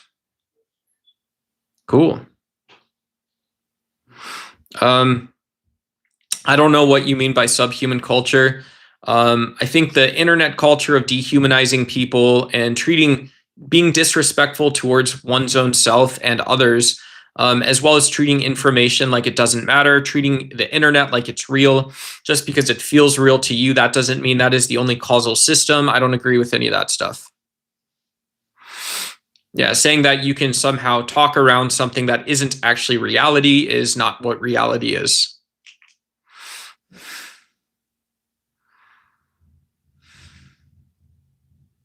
Language model, it was fed. Got it. Got it. Cool. Cool. Yeah, I think my opinion here is that if you're being drawn in to a society or something, one of the conditions is recognizing your ontology. Just what is it like to be a you? What is it like to be a person? What is it like to be a you? And yeah, you can be yourself as much as you want and stuff like this. And not everyone's going to recognize every little nuance of you. It doesn't matter which side of the stream you're on. It doesn't matter where you work. These things are true. But then it's also true that we sometimes try to use our personalities to draw people into a conversation, a relationship, like a friendship. And so those things are also true, right? As you draw someone else into seeing your worldview, you would expect that they are seeking to do the same. They're seeking to do the same. And so it's not creating a singularity. It's just creating a case where competition would naturally emerge, right? Credit card debt, lawyers. You have these horrendous cases of like off Facebook marketplace stalkers, right? What else? There's serial killers like Jeff Dahmer, right? On the internet, you have homegrown extremism like ISIS. They use this stuff endlessly. And so in my opinion, I think this inability to recognize otherness and inability to recognize personhood in things that we're unfamiliar with is a huge problem. It's a huge problem. It's a huge problem. Hey, what up? We got our #1 chatter back. Just Your Christian Girl, shout out. Good to see you.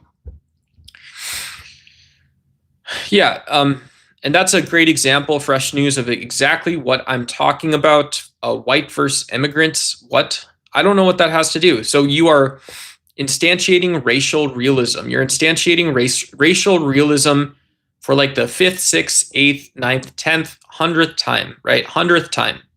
It doesn't make any sense. Give up all the point. The world has gone to.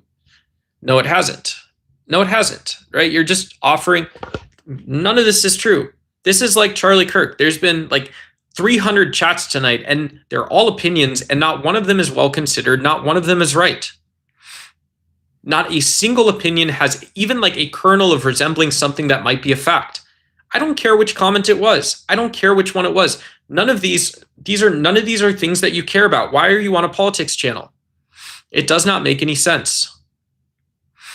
It literally makes it makes zero sense. It doesn't make any sense. That's what I don't get. That's what I don't understand. None of that. I'm being completely serious and dead honest with you. None of this makes any sense. None of this makes any sense at all. None of this makes any sense whatsoever. I don't get it. I do not understand it at all.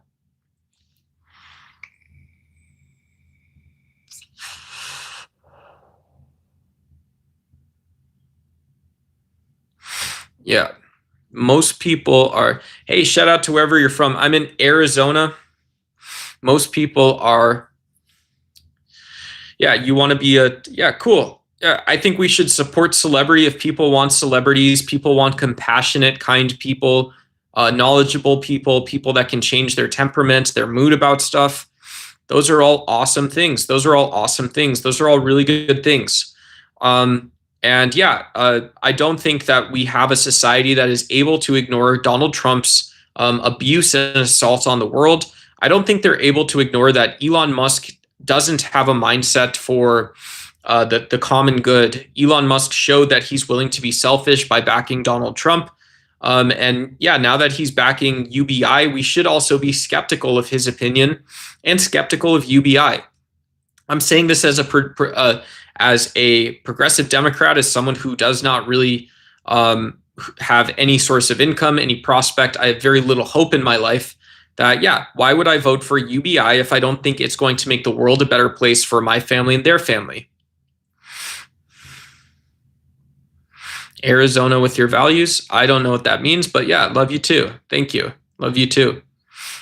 I'm not sure he has a mind at all. Yes, people just sending crazy stuff. I'd rather be talking about God and worship, but he's trying to share his message because he's a child of God and should be heard.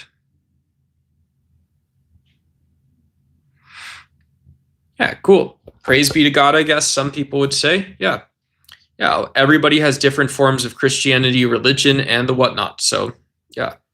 Yeah.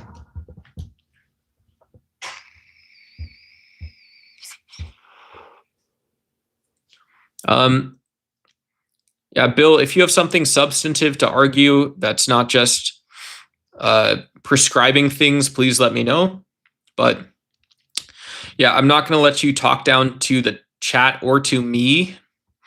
I don't care if I can help you with something cool, but I don't really want you talking down to chat if there's a productive conversation that could happen or is happening right now. So let me know, Bill. Yeah. Yeah, Trump is the president to me. Trump is in the office of the president, president. He's POTUS, so he's the head of the executive. Yeah.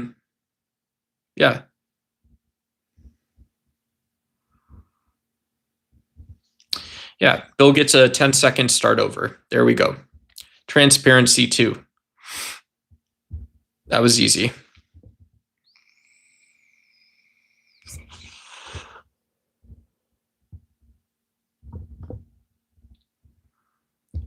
Yeah, Bill, if you're still here, Bill, please don't try spelling stuff out. Share your opinion like normal people. I don't appreciate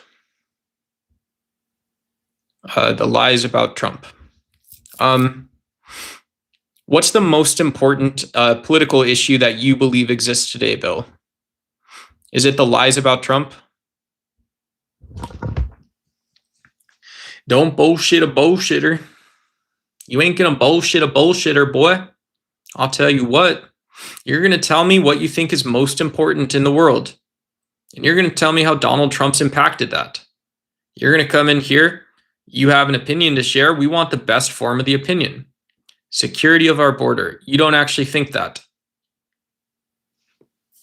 You think security of our border. So the same security and recognition of borders that exists in every nation state is the Bill, it's the most important thing to you and to us. That is the thing you would go Mr. Smith goes to Washington for. So every single country in the world recognizes borders. And so you would also say that the US shouldn't have been sending running CIA ops behind. That's okay. So security at the border for the reason that there's American exceptionalism that exists at the border, or do you want to help fill me in? Would you help fill me in on whatever this is? Oh, it ain't.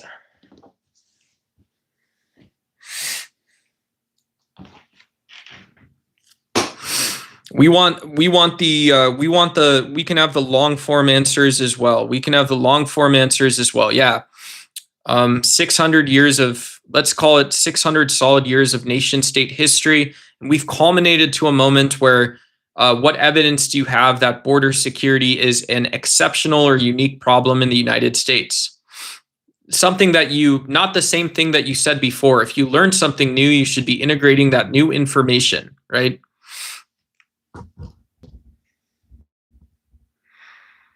We ain't rolling the bones. If you want to roll the bones around with me, buddy, I'll tell you what, I've rolled quite a bit, buddy.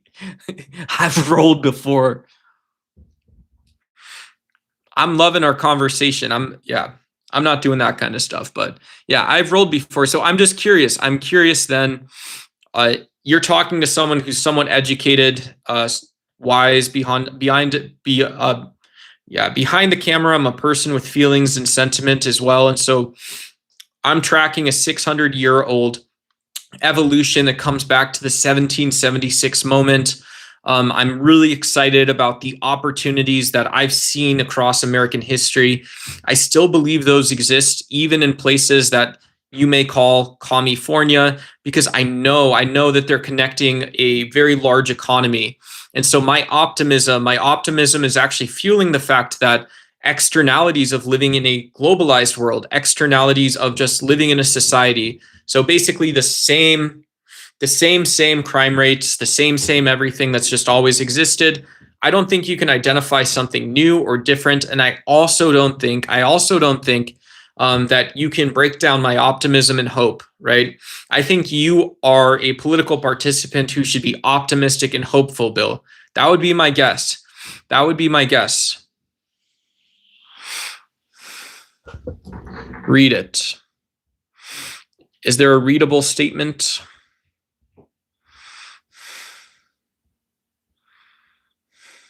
Cool. Yeah, cool.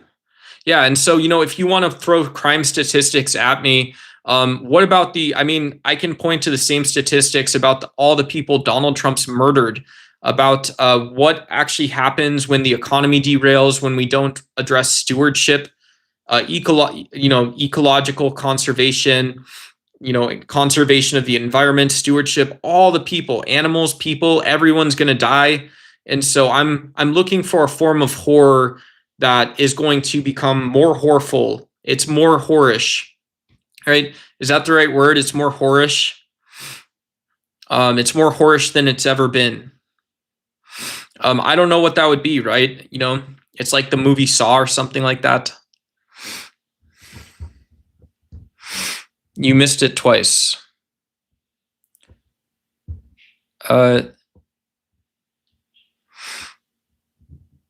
I'm looking for your messages and I'm not finding anything. You said security at our border.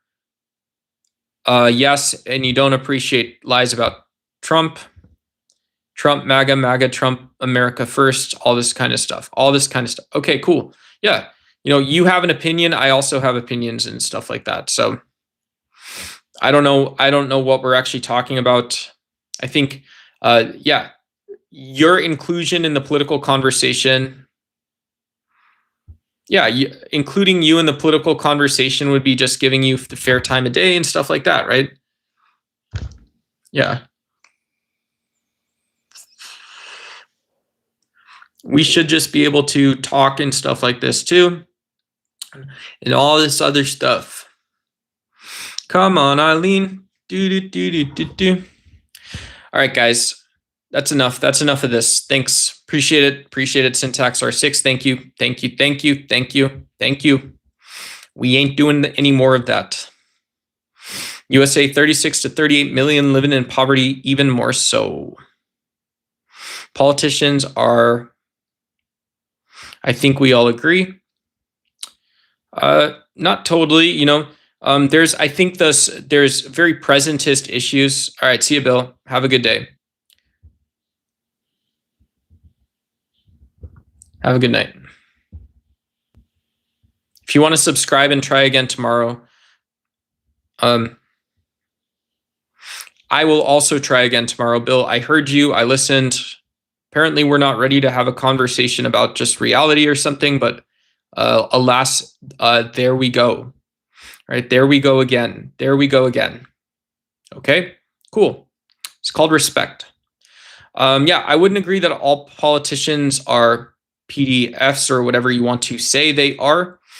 That's first dehumanizing of a person. Secondly, it's better to me to say, it's better or an improvement to say, well, feminism has a perspective on power structures, but so do other values, philosophies, or ideologies.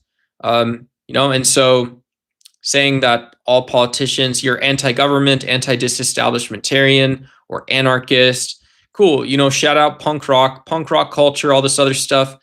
Maybe I'll pick up some of that stuff, bring it into the channel. I like the aesthetic of it. I love a lot of the ideas. I grew up listening to the music, the attitude, but I think it's a bad look for you to say that politicians are PDFs or something like that.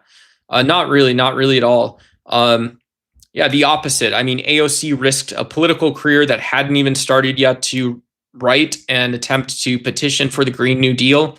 So she's a politician. I don't see that way. In terms of just moral support, I guess, any pro-social form of government, I consider democracy, republics. I think it's great to have processes, democratic process. It's a lot to support a government, right? That's kind of a trap or a steel door question.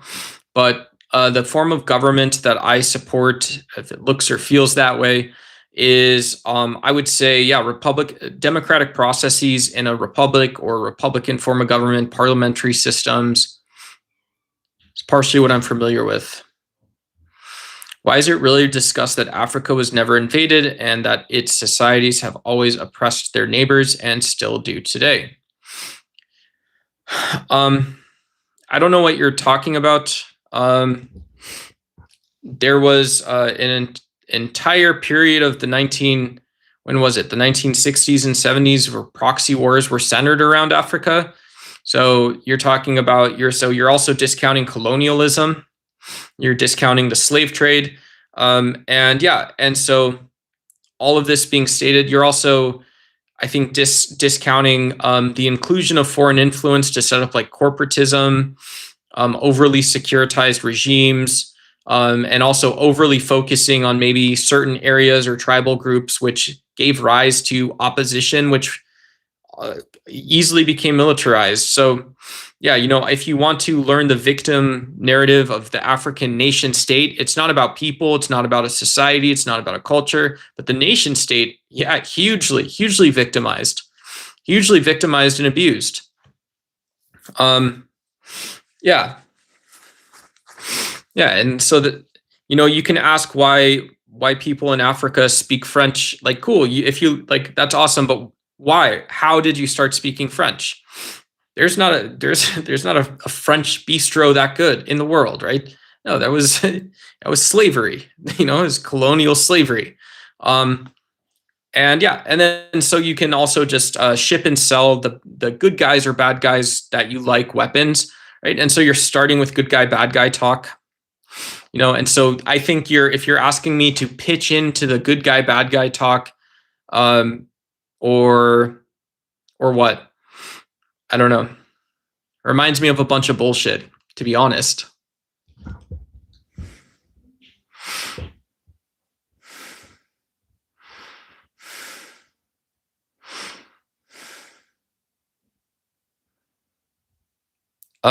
Robert Blanc, I think you're selectively picking. I'm going to leave that hidden. I think you're selectively picking small facts. Your epistemology is you are, without saying it, you're affirming a consequence. You're affirming a conclusion about good guy, bad guy talk, and you're doing this by picking one fact and making it smaller, something like that. Like, that is what the statement is saying to me. Yeah.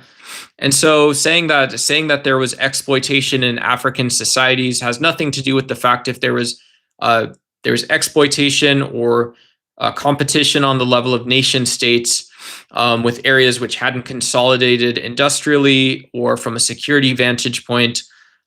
These are both, they had no access to whatever international diplomatic systems existed at the time. And so there are weak at the best case scenario, there are weak states with no representation internationally, so they were fucked. If you want to talk like that, that's a little better to me. But yeah, saying that there was exploitation in Africa, and so there's some justification that we exploited Africa again. That makes no sense, right? Makes no sense. That's like saying, well, I had a pet golden retriever that I shot, and then I got a second beagle and I shot that beagle too. Right? That just makes you horrible at meta ethics and also really uninformed at politics. Those words don't mean anything, right? That's not anything.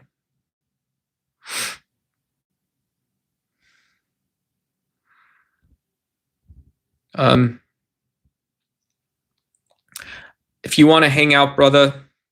Hey, thanks, dude. Thanks for the super chat, Hizzle. Appreciate the support. Cool to see it pop up, brother. Thank you so much. I do appreciate it. Thanks, man. Thank you, dude. Go over to tacos. Yeah. Robert, I gave you a couple minute timeout if you want to think about what we want to talk about. Hey, Katrina Washington saying hi. Hello to you as well. Facilitate stupid autocorrect.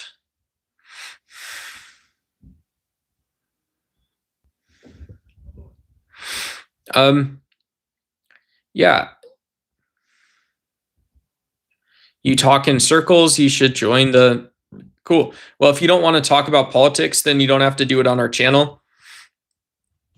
So up to you, right? That's not a productive conversation.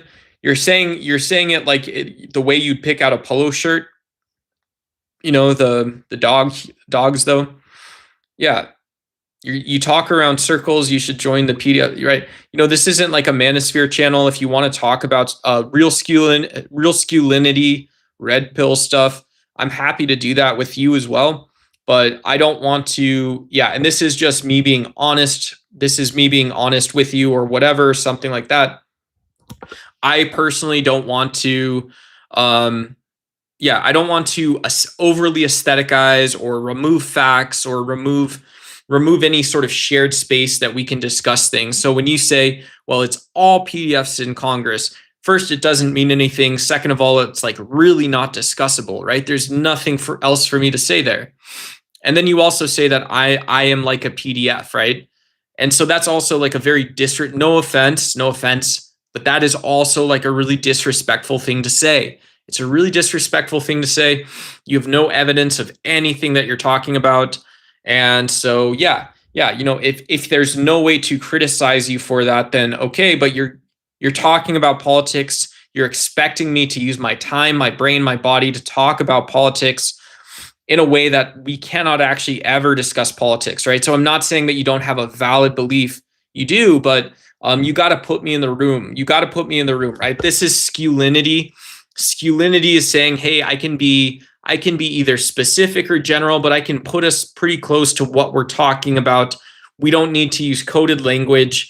We can talk about what it is. We can talk about the thing that maybe someone did, right? Maybe there is praxis. Maybe there is subjective opinions. Maybe there is truth making in there, but there should also be some boundary of sort of empirical or objective or agreed upon or agreeable sort of senses of describing that stuff, right?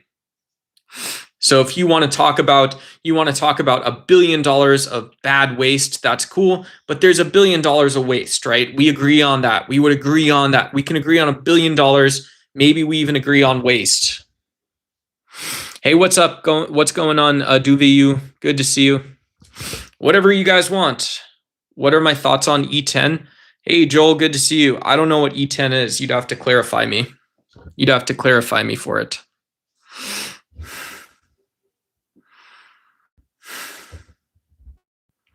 You would have to clarify me for it.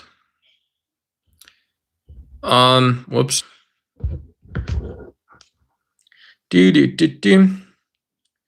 Sorry, guys, I have to set up this stupid thing here.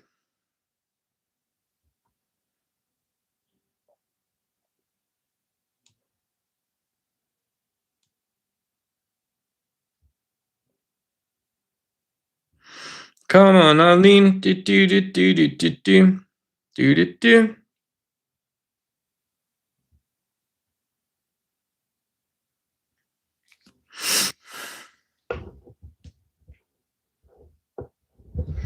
Okay.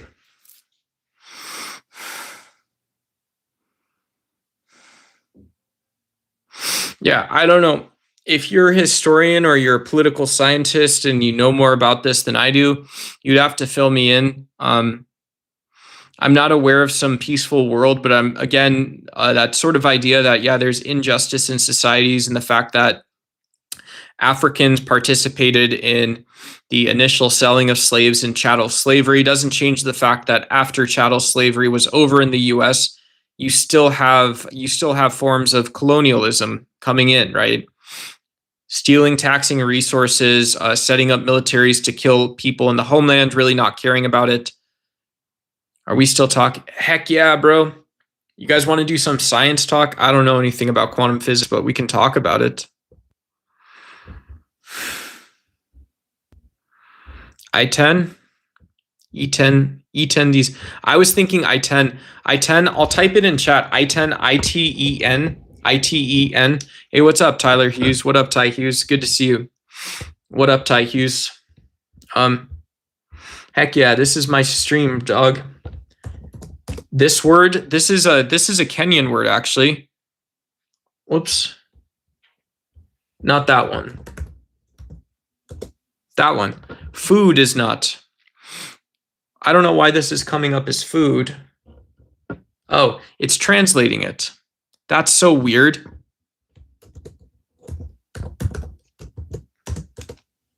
Let's try it this way. Oh my God, this is crazy. I'm in like La La Land.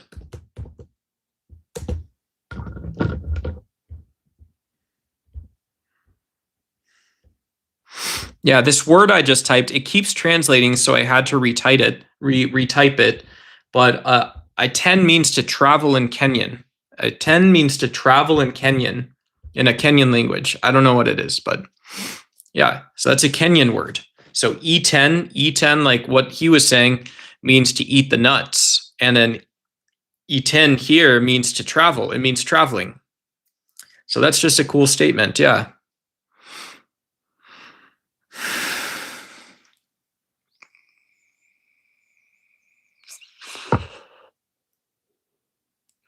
Yeah, absolutely. And it's also just a point in time measurement, so that's also very important. So,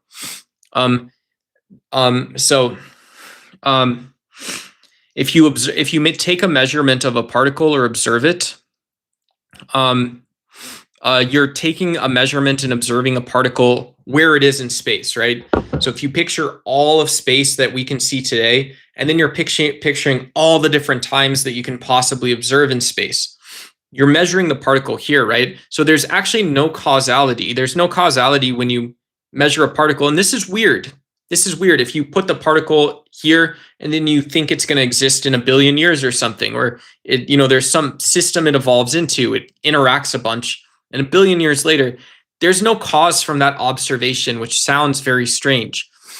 Because if you have like a car transmission, if I put a scratch on the side of a car transmission and I drive 100,000 miles, that scratch is still going to be there in 100,000 miles. Maybe it's dirty, maybe it's changed, it's evolved itself. Maybe it causes the car to break down eventually because it's weaker or something. I don't know, probably not, but it could.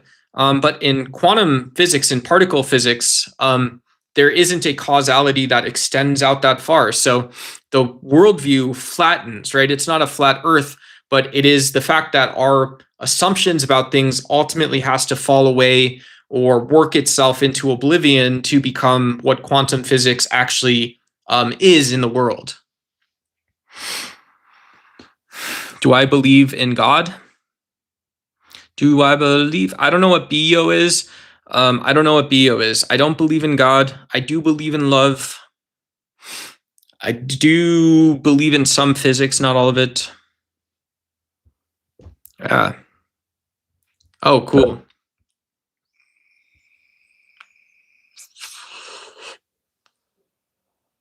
Ow, dude. Owie, dude. Cool, though. The observer effect is well demonstrated. Simply observing changes. Allah is the only creator. Cool. Hey, shout out, PS. Shout out to you. Left hand, right? Not a U.S. military salute. Left hand. Stolen valor salute. Fake salute. Joke salute. There you go. All right.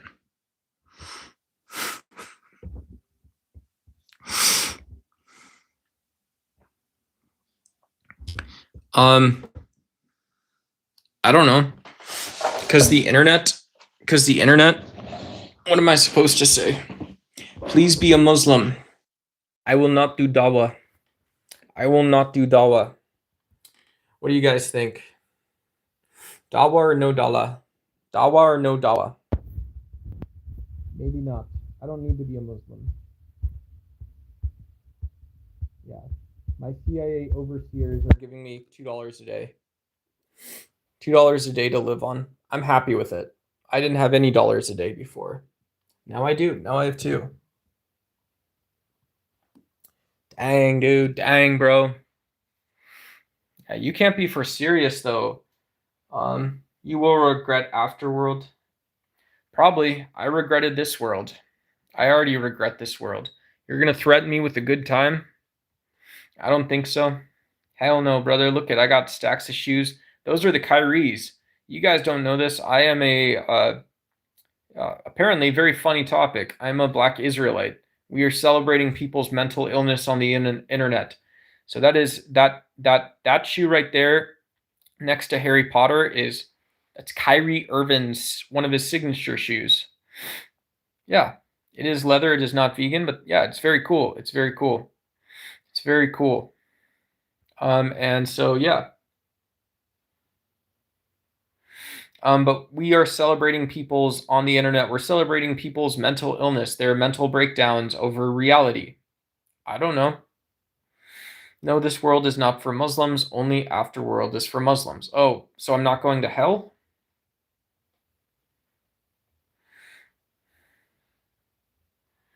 I'm not going to hell? What are you talking about, bro? What are you talking about?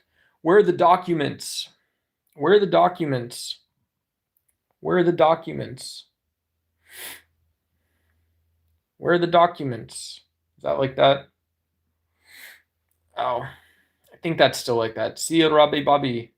Robbie Bobby, all's got hobbies. I hope you do got a good kind of hobby.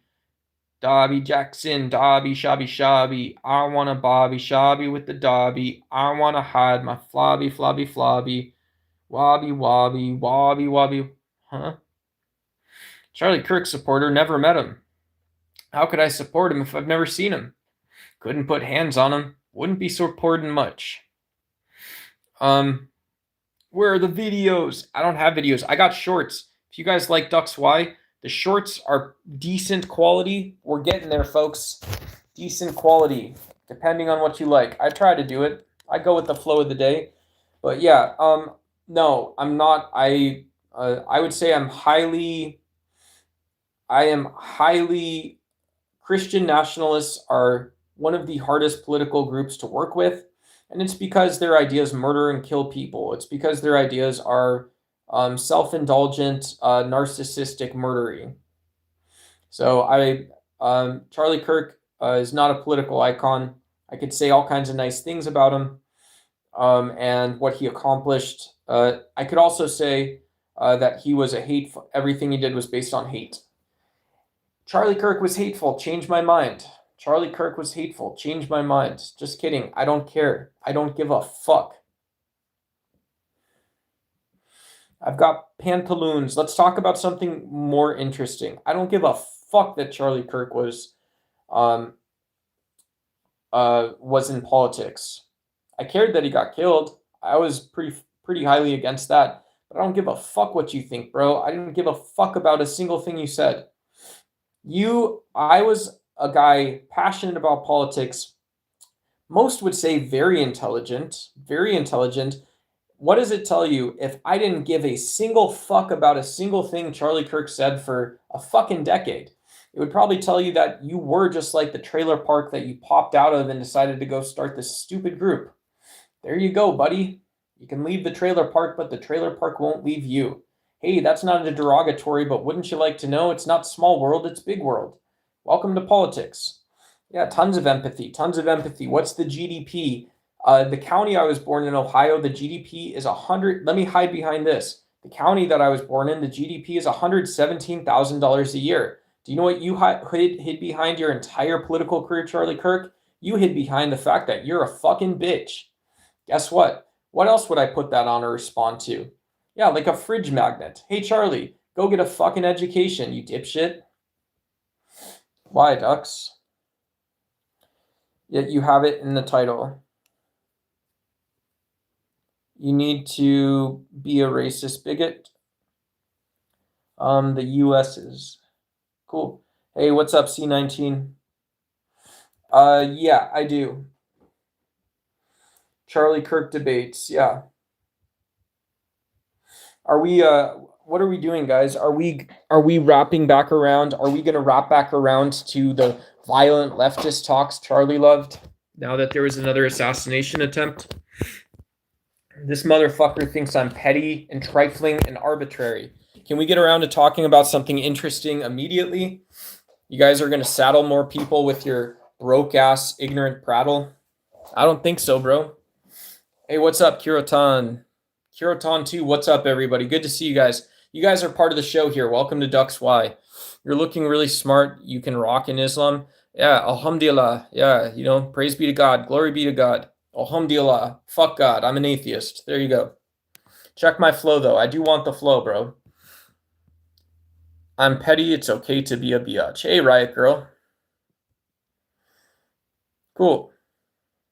You could be my punk rock princess. That like fake emo music. Your message got blocked, by the way.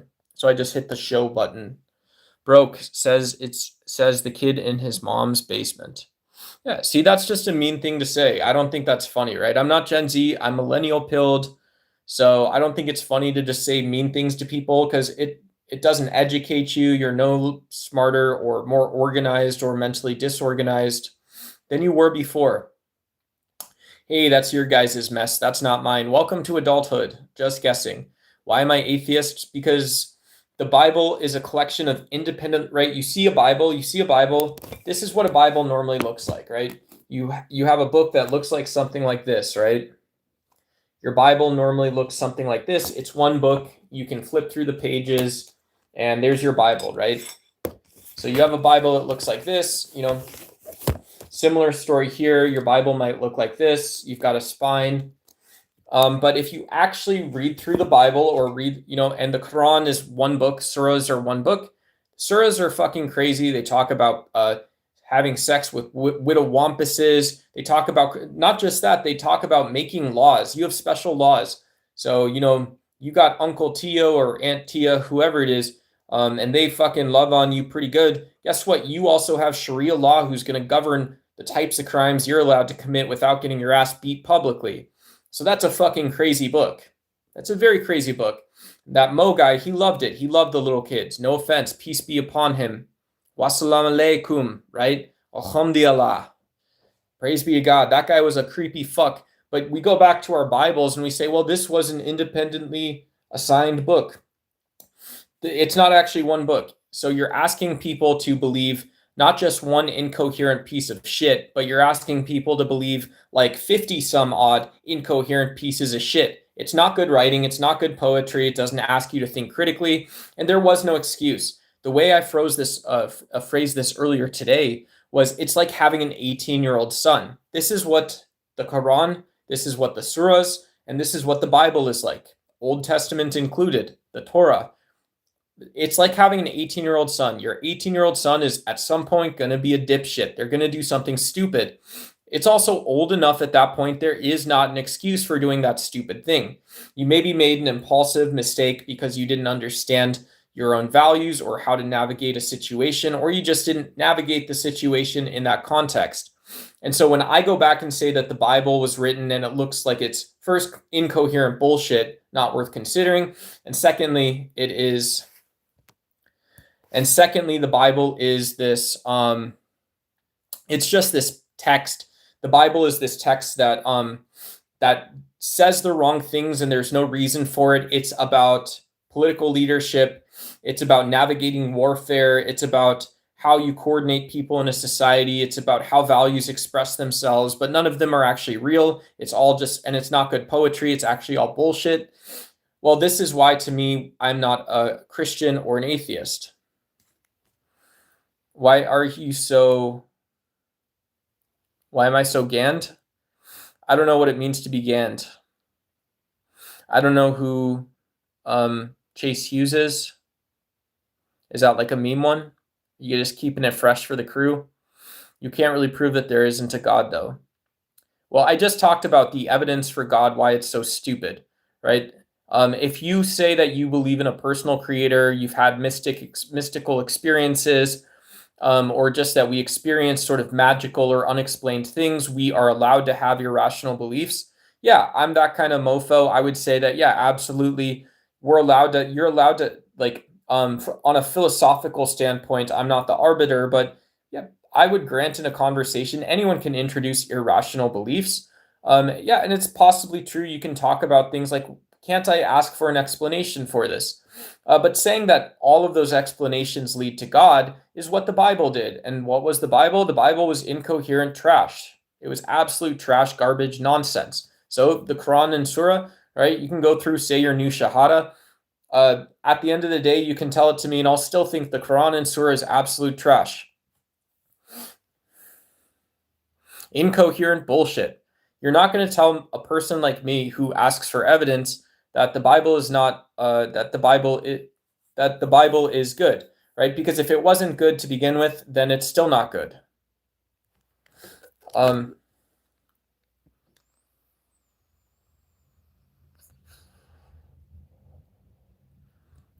He's not a meme. I might dig his videos. What does he do? Chase Hughes. Okay, I'll see who this Chase Hughes guy is. The Behavior Operations Manual. The Dark Psychology of AI.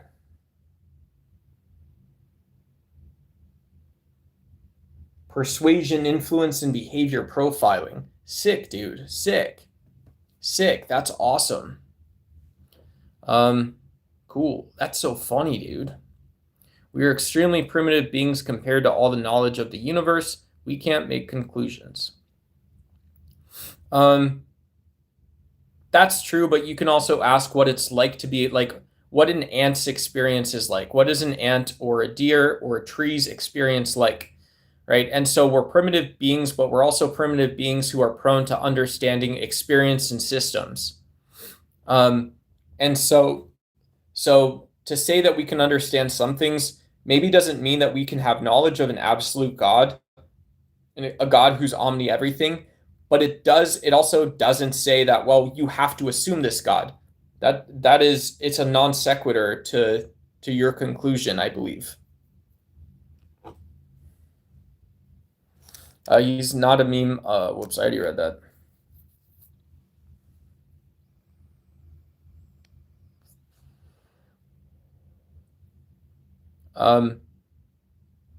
Why are you such a narcissistic dipshit? Cool. I mean, that's fine. I don't think that I am that. Yeah, I try to appreciate things on the level of ontology or beingness. And I try to do that within multiple philosophical modalities, right? So I believe personally my scholastic knowledge goes into being able to conduct meta-ethics and my own sort of judgments just about the world, right? Not really analysis or something like that, but like whatever word you want to use for what's going on in the world. I try to be able to do that from multiple perspectives. And so to say that I have to be cruel to myself, I have to adopt your slogan of being a narcissistic dipshit or a hopeless millennial, that would be putting to a, sure, I can do that too, right? That's the Buddhist in me. But I can also, the first thing I would immediately see is that, yeah, this is also putting down a sense of something, right? And so if we naturally have senses of something, and even if those don't have some like really decided attached meaning to them, they don't sort of have this boyish passion or excitement. Even when fully fledged theories come into play, they maybe don't have this boyish excitement and decision quality to them. Okay, so I've gotten that out of the way. So now I can be a hopeless millennial and a narcissistic dipshit. Okay.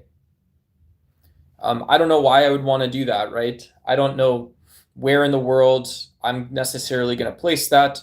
I can think about it. I can think about it. I can think about it. I can think about it. I can think about it more. I can think about it a ton, and I'm still not necessarily going to decide anything, right? Cool. So there's me. There I am. This wasn't about your discussion. This is about you being an absolutely negative asshole. This is nothing about your debates. Cool. Well, how about this? You can just get the fuck off the channel. That's the other way of doing this. Add you as a moderator? No. You're just hidden from the channel. If you didn't want to be here, that's cool. Sorry, Greg. I took away the nice guy that you were. I took away the person. I took away the person that was engaging in your conversation, Greg. I'm sorry. Because I am a narcissistic asshole, so I'm allowed to do that. Hey, what's up?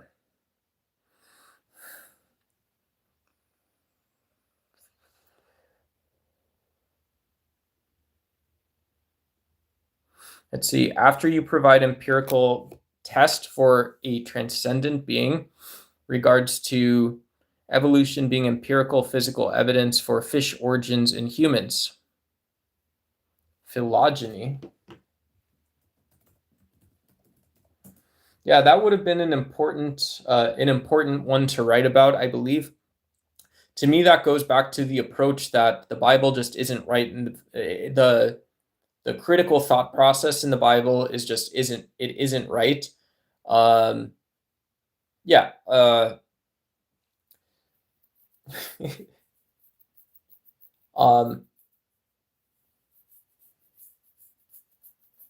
Yeah, the funny part to me is just that I can read 4 or 5 paragraphs in the Bible, and then you read it and you ask, what the fuck did I just read?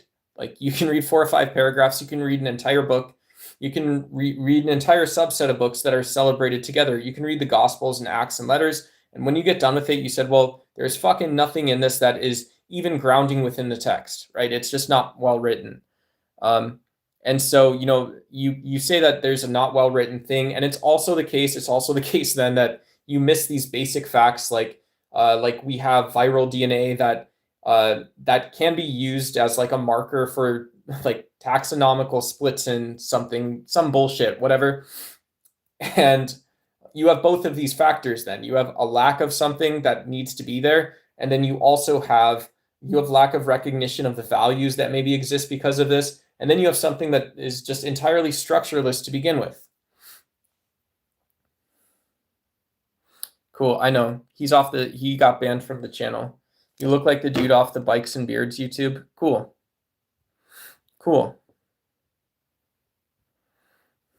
God is a race of advanced beings. That's pretty cool. Buy Bitcoin and hold it. Buy Bitcoin and holder. Hoarder.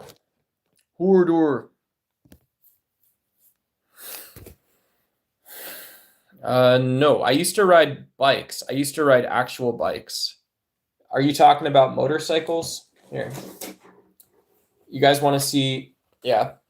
Muscle bound fixie daddy puts on Raleigh hat. Muscle bound narcissistic dummy pants puts on fixie helmet. Are you the person that always tells me I looks like the Bikes and Beard guy? No, this is motorcycles. I don't care about motorcycles, really. They're okay. They're cool, I guess. Yeah. I don't know, whatever you guys want to talk about. Hey, Robin Webster. What up? Cool to see you over at Gretchen's new channel, Gretchen's new spot. I'm so freaking excited, dude. I can't wait to see her and Hizzle fucking freaking waxing the needle, schwave in the swamp, doing the shred. It's going to be so sick. I love using the Bible to show Jesus was warning about Paul being a false apostle. I haven't heard that one before. I don't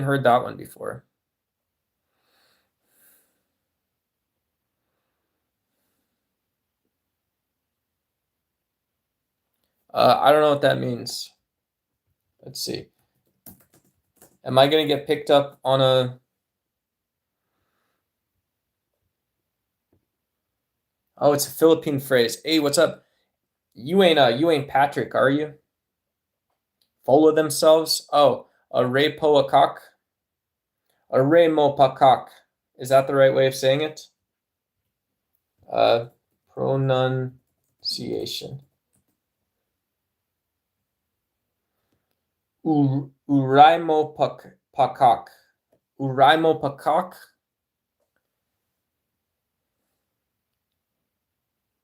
Get those likes up. Heck yeah, guys. We almost are at 40 likes for the stream. Cool. Shout out. Yeah. Shout out.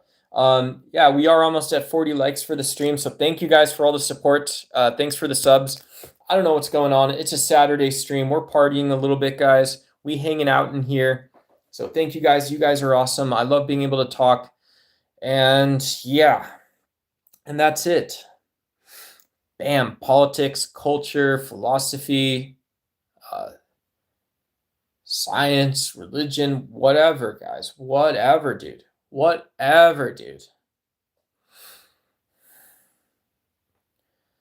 Could I do a 26 and 2 other trait? Grandma for a base money reindeer user is Lebigun 3. Maybe. Yeah, good luck.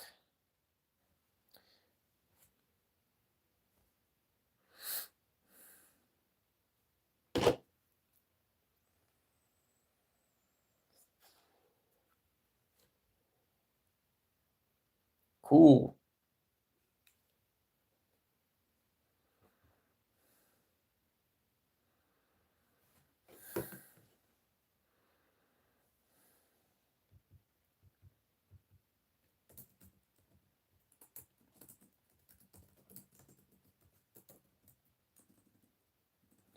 All right, let me look it up.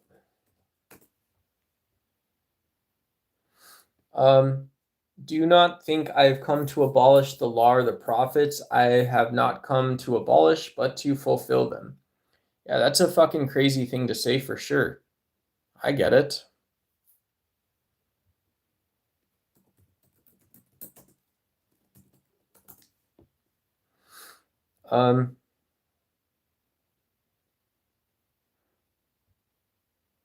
Oh, Christ abolishes the law and commandments and ordinances in his flesh to create one new humanity from Jews and Gentiles, establishing peace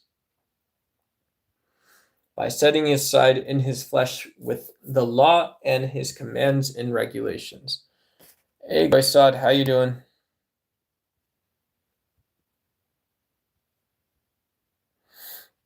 All right.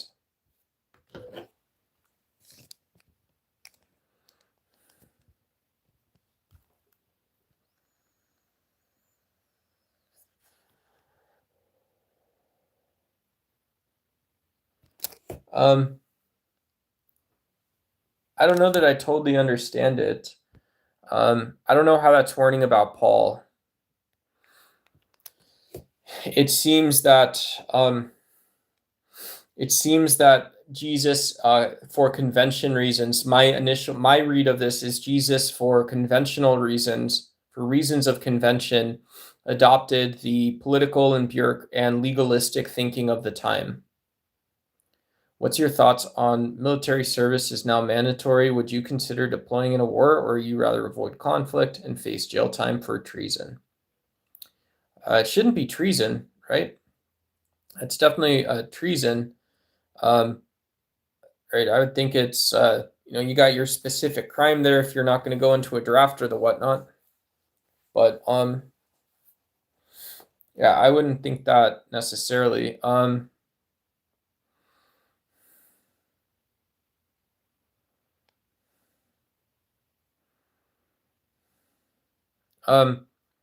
Yeah, I don't believe in 2026 when military spending is increasing that we should be emphasizing citizenship.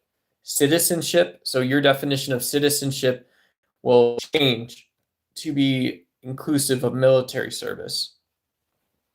Yeah, I think we should be emphasizing citizenship in other ways. And we should also be emphasizing cosmopolitan values that reduce the risk of conflict. I don't think that is that difficult of a. I think that's one of those things that can even remain somewhat childish and become still somehow more impactful, more powerful.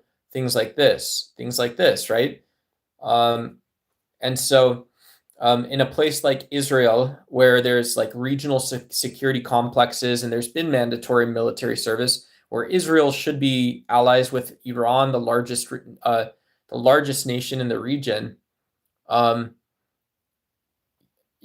Saudi Arabia, the wealthiest nation of the region, perhaps they have lower political engagement with, but to some extent it has to be more meaningful. I would I don't know, just right, obviously is a very informed prescription there, but I think we can see the effect that if you are subjecting people to bureaucratic norms of being a warrior, a war fighter, it's a bunch of bullshit. You're asking more people to go become killers. You wanted to be a killer? Okay, well, guess what? You can get Grand Theft Auto. You can do that from your mom's basement. I was joking with one of my friends who's a veteran. I'm not a veteran, but I was joking with them the other day saying that, like, yeah, you're gonna get out and you're gonna have, after Trump's Iran, you're gonna have nine tenths of your legs left, more or less, you're intact. And they're gonna tell you that you can just go read the Bible. So it's just like the same thing over and over again. It's just like the same thing over and over again. And so you're saying, well, this is your value now. Well, some people are like, okay, cool. Well, if that's the thing I went to go do, it's like, cool, yeah. By all means, I'm glad you're on my side, but you're a fucking psychopath, right? You're a fucking psycho. No, that legit, that stuff is the most psycho crazy shit I've ever heard. That you would vote to be yourself like that. I'm not. I'm kind of a. I wouldn't want to join the military. I would. Yeah, I wouldn't. If I felt like there was an opportunity to serve my country, and I would prefer, for my second thing, that I would probably, the second or third on the list would be national security. But if there's a way for me to serve my country and it happened to be national security, I don't think I would want to be in a combat role. I don't think I'd want to do that.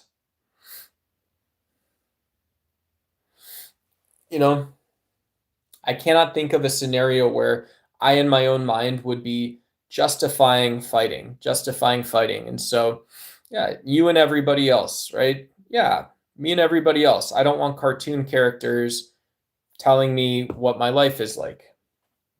So I don't believe in mandatory military service.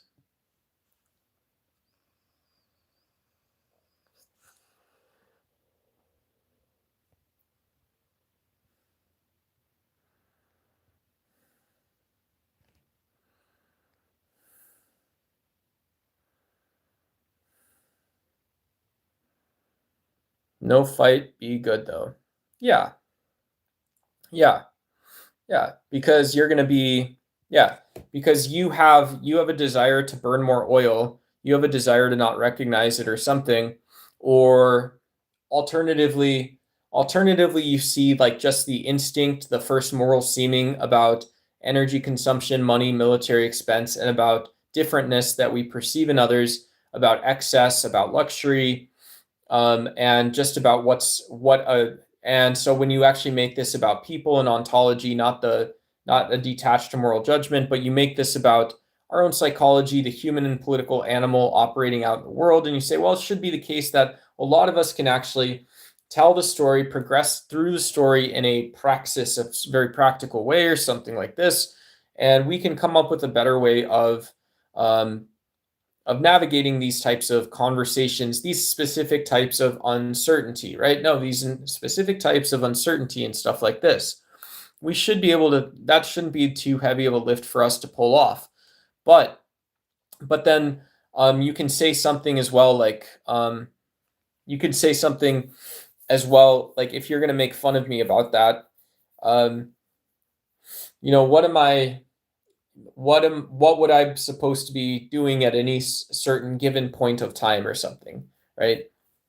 I am going to, without context, be training to fight and kill another person. That doesn't make any sense for me. That makes like absolutely zero sense for me as a person. What would I say? What would I be doing?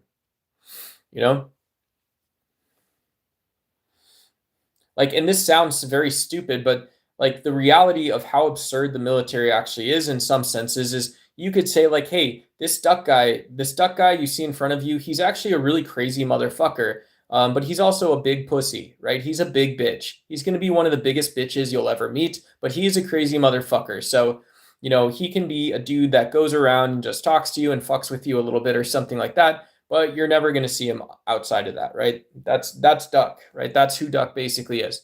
He'll talk about how he's smarter than the guys at Langley in the Pentagon, but he's actually not, right? He's a fucking idiot, but he is a crazy motherfucker in some ways.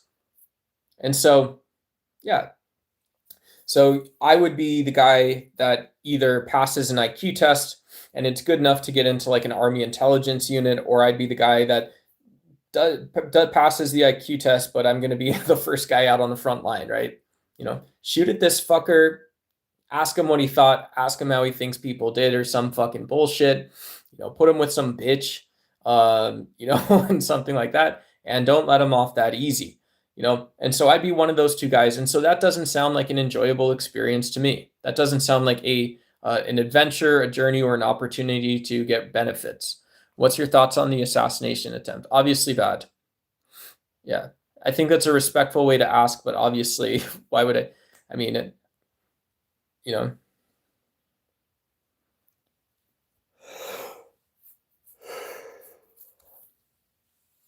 yeah, who knows? Yeah, so the guy was I didn't do that much research yet because there's not an investigation, but it looks like the guy was a trained mechanical engineer. It looks like he's been a teacher before.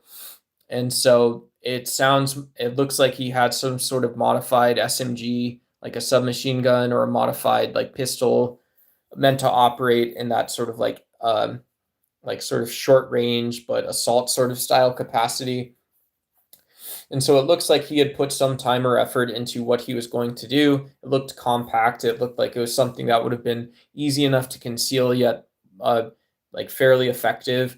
And so, yeah, it's very sad. It seems like this was a legitimate, credible, obviously, it's not, it looks like it was a credible threat. And I also believe that this guy probably has some form of severe mental illness. He's probably got something that is deeply not working in his head. And so I mentioned all of this before, that I think, of course, when there's political violence, just for expediency and for a lot of reasons, for moral reasons as well, like it maybe just is the most important fact that Trump and Vance are okay. I heard a Secret Service agent got shot, so I don't know what is going on with that.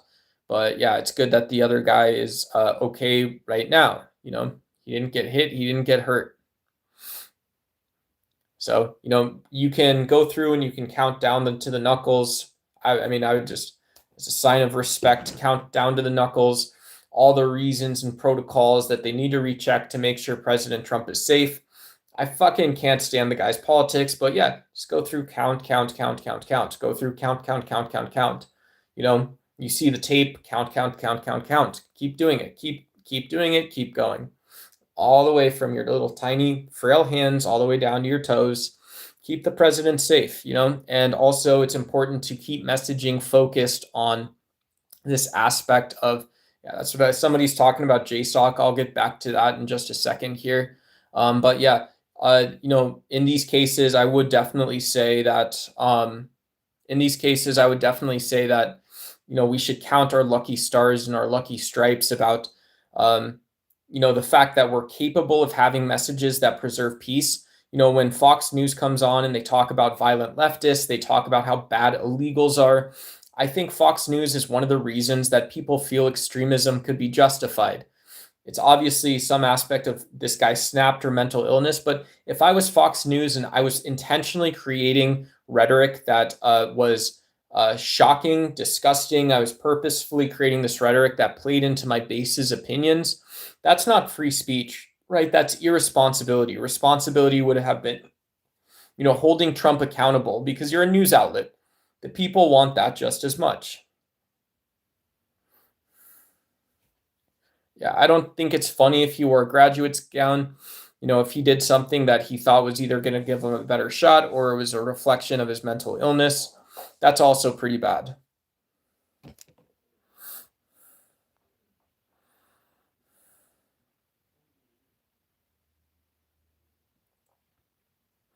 I would say count like humans, count like processes. When you think about the actual way that you keep the president safe, obviously I'm not like, what was his name? Dan Blazarian or something? Dan Bongino. Yeah, a guy like Dan Bongino, his job was to keep the president safe. He quit that job. And so, he quit the job because, he didn't want to testify in front of Congress. He didn't want to hold on to the lies or the bullshit or something. He's a dumb person who knew enough to know something, apparently. That's what it certainly always looked and sounded like. Maybe something else, but it looked like he was brain dead. And so anyways, yeah, but if you don't have respect for the power of a populace or the potential of chaos, you're not looking at crime statistics. You're also not looking at just what normal humans are like. And so the fact that Trump and Fox they've also recklessly spoken about dehumanizing people and they have failed to govern, you have two drivers there. You are attacking people's psychology. You're telling even a 31-year-old, right? 31-year-old Gen Z guy, you're telling this 31-year-old Gen Z guy, you have to hold on to all of the hatred and bigotry in our society yourself. You have to hold on to all of this stuff yourself. Or you tell people that it just doesn't matter. Justice doesn't matter. None of this stuff matters. And while at the same time you're producing the metrics, you're producing the matrices, the graphs, whatever they are, the things that are showing how poorly it's going, how much more we can expect into the future. So these are two possible drivers, I would just assume, for political violence. And it's very sad to see. Of course, President Donald Trump, in any case, would deserve that respect, that he's able to feel safe and secure to do his job, even if when he's doing his job horrendously. We should believe in ourselves and our democracy. We should be able to bat up against these things and say, well, there is strength and support. But that doesn't change the fact that you're morally culpable, in my opinion. Right? If I was coming on here trying to talk about extremism, right, I'm allowed to say Charlie Kirk was an asshole. I'm allowed to say his political legacy is basically fucking worthless, and that the guy, I'll talk more about that some other time. But I'm allowed to say that because I'm talking about some guy who would be my competition up 5, 6, 7, 8, 9 layers. My 1.3 thousand subscription channel is very small. But yeah, there is a conceivable world where Charlie and I would be in the same room debating or talking about something because we both do the same thing. And so this is the opposite, I think, of when you're a Fox News and you are talking to millions of people. You're talking about getting millions of impressions each week, and you're filling the space and time with disgusting and rhetorical tools that are perpetuating violence against people. This, of course, isn't saying that specific anchors at Fox News are responsible for this specific assassination attempt, but absolutely, if you're contributing to a political discussion that's not only divisive, but it's otherizing, it's exclusive, it's making people feel like outsiders or alone, or it's gaslighting them and telling them they're crazy for not believing in the metrics and stuff they see. Yeah, absolutely. All of the whole team at Fox News should be ashamed of themselves, and people that actually brigadier on this, people that brigadier on Fox News and say things like, well, I saw this and this is what Hannity thinks and says, and this is the latest talking point, and this is how you say this the right way. So it gets through people's heads, so they understand it finally. No, well, now you have a fucking guy who's going to spend his life in prison. And there is that wonder or thought that maybe you were a part of that. Who knows? Just not today. Every other day, though. Just not today. Every other day, that maybe was part of you. It's none of your business if I'm gay. Thanks for saying I look zesty. The news is owned by a few people. I'm not sure what that has to do with anything. If you want to close the gap or the loop on that for me, please do. Your guys' opinions, beliefs, criticisms, and complaints all deeply matter. So let me know what I'm talking about. Let me know how I'm doing. You guys can let me know how the world is doing too. 2 co-founders died from things they tried to downplay, the virus and the mass. I don't know what you're talking about. You would have to expand on which companies or co-founders you're talking about. He's got a big ego because he's insecure about being a gay liberal beta male. Thanks, Tristan. Appreciate it. The rhetoric on the news is getting ridiculous. Yeah, it's really boring too. It's really boring. I know I can talk up here and be boring, but guess what, guys? I know we're going to have some awesome shows. I know it's not a skill gap, right? I know when there's actually exciting conversations we can talk about. Yeah, there probably is some stuff where obviously I'm a small YouTuber, small channel, but I really do believe, I believe for you guys and for me, we can do some really fun streams. Who knows? Maybe some of them are like this. They're 3 hours. Maybe some of them are shorter. I don't know. I don't really care. Any of these things could be possibly true, right? And to me, it's not about celebrity or fame or making a ton of money. It's not about any of that stuff. It's just that, yeah, if we're stuck talking about, and okay, we know what ICE is. We know ICE isn't effective. We know the people who are quitting, getting fired. We know the lawsuits, the court orders. We know ICE isn't that great of an organization. You don't know how to fix it. So cool. What do we talk about next? I don't know. Why not UBI? Why not voting? Why not talking about the best ways that leaders in politics can conduct themselves? What are the top athletic skills for politicians who are trying to change your mind? Could Marco Rubio have made it exciting to think about world politics? I've got no clue. Those are probably all wrong, but the idea that you or some people may think we have to come out and suck on Charlie Kirk's wiener or something like this, or we have to be racist, we have to be bigoted, we have to be hateful, we have to make the world worse for other people to just have an afternoon, have a great time, have a good time, have a poor time. I don't know, dude. I'll come up here and act like a freaking monkey, idiot, kind of whatever. I don't like myself. I'm okay not liking myself up here, but I also think that we can have this level of respect where we are speaking up to ourselves. We're having a little bit of faith and trust in ourselves, and we're also speaking up to other people. So I'm going to keep saying the same stuff, I guess. This is my protest to the protest. Yeah, and so just to close that off, obviously, showing some gratitude that President Trump and JD Vance are both okay. Yeah. Oh.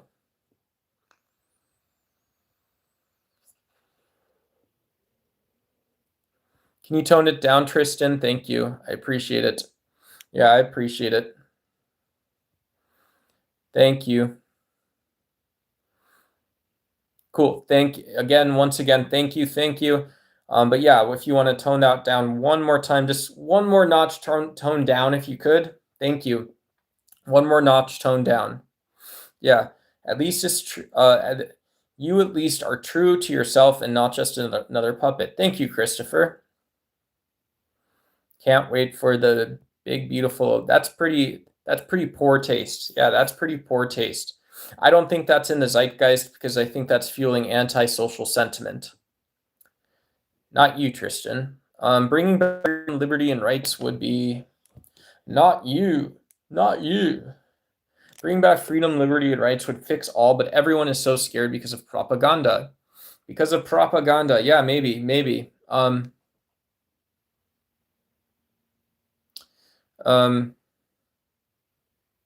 Bringing back freedom, liberty, and rights would fix it. It would. But it doesn't produce transparency. So, okay, so suddenly picture, Buck, you're free. You're free. You have all the liberty in the world. All of your intellectual property is yours, but you still don't know how OpenAI and Sam Altman does it. You don't know how Tesla does it. Not really, right? You buy a car that China can reverse engineer, or you can just go download the patents, and it's been that way. You can go download all the Tesla patents right now. And so, but you still don't know how they do it. You don't know what advantages they have. And you actually don't know the values that make the world a better place because of it. So freedom, liberty, and rights don't actually fix everything. They just produce a plane where you don't know everything.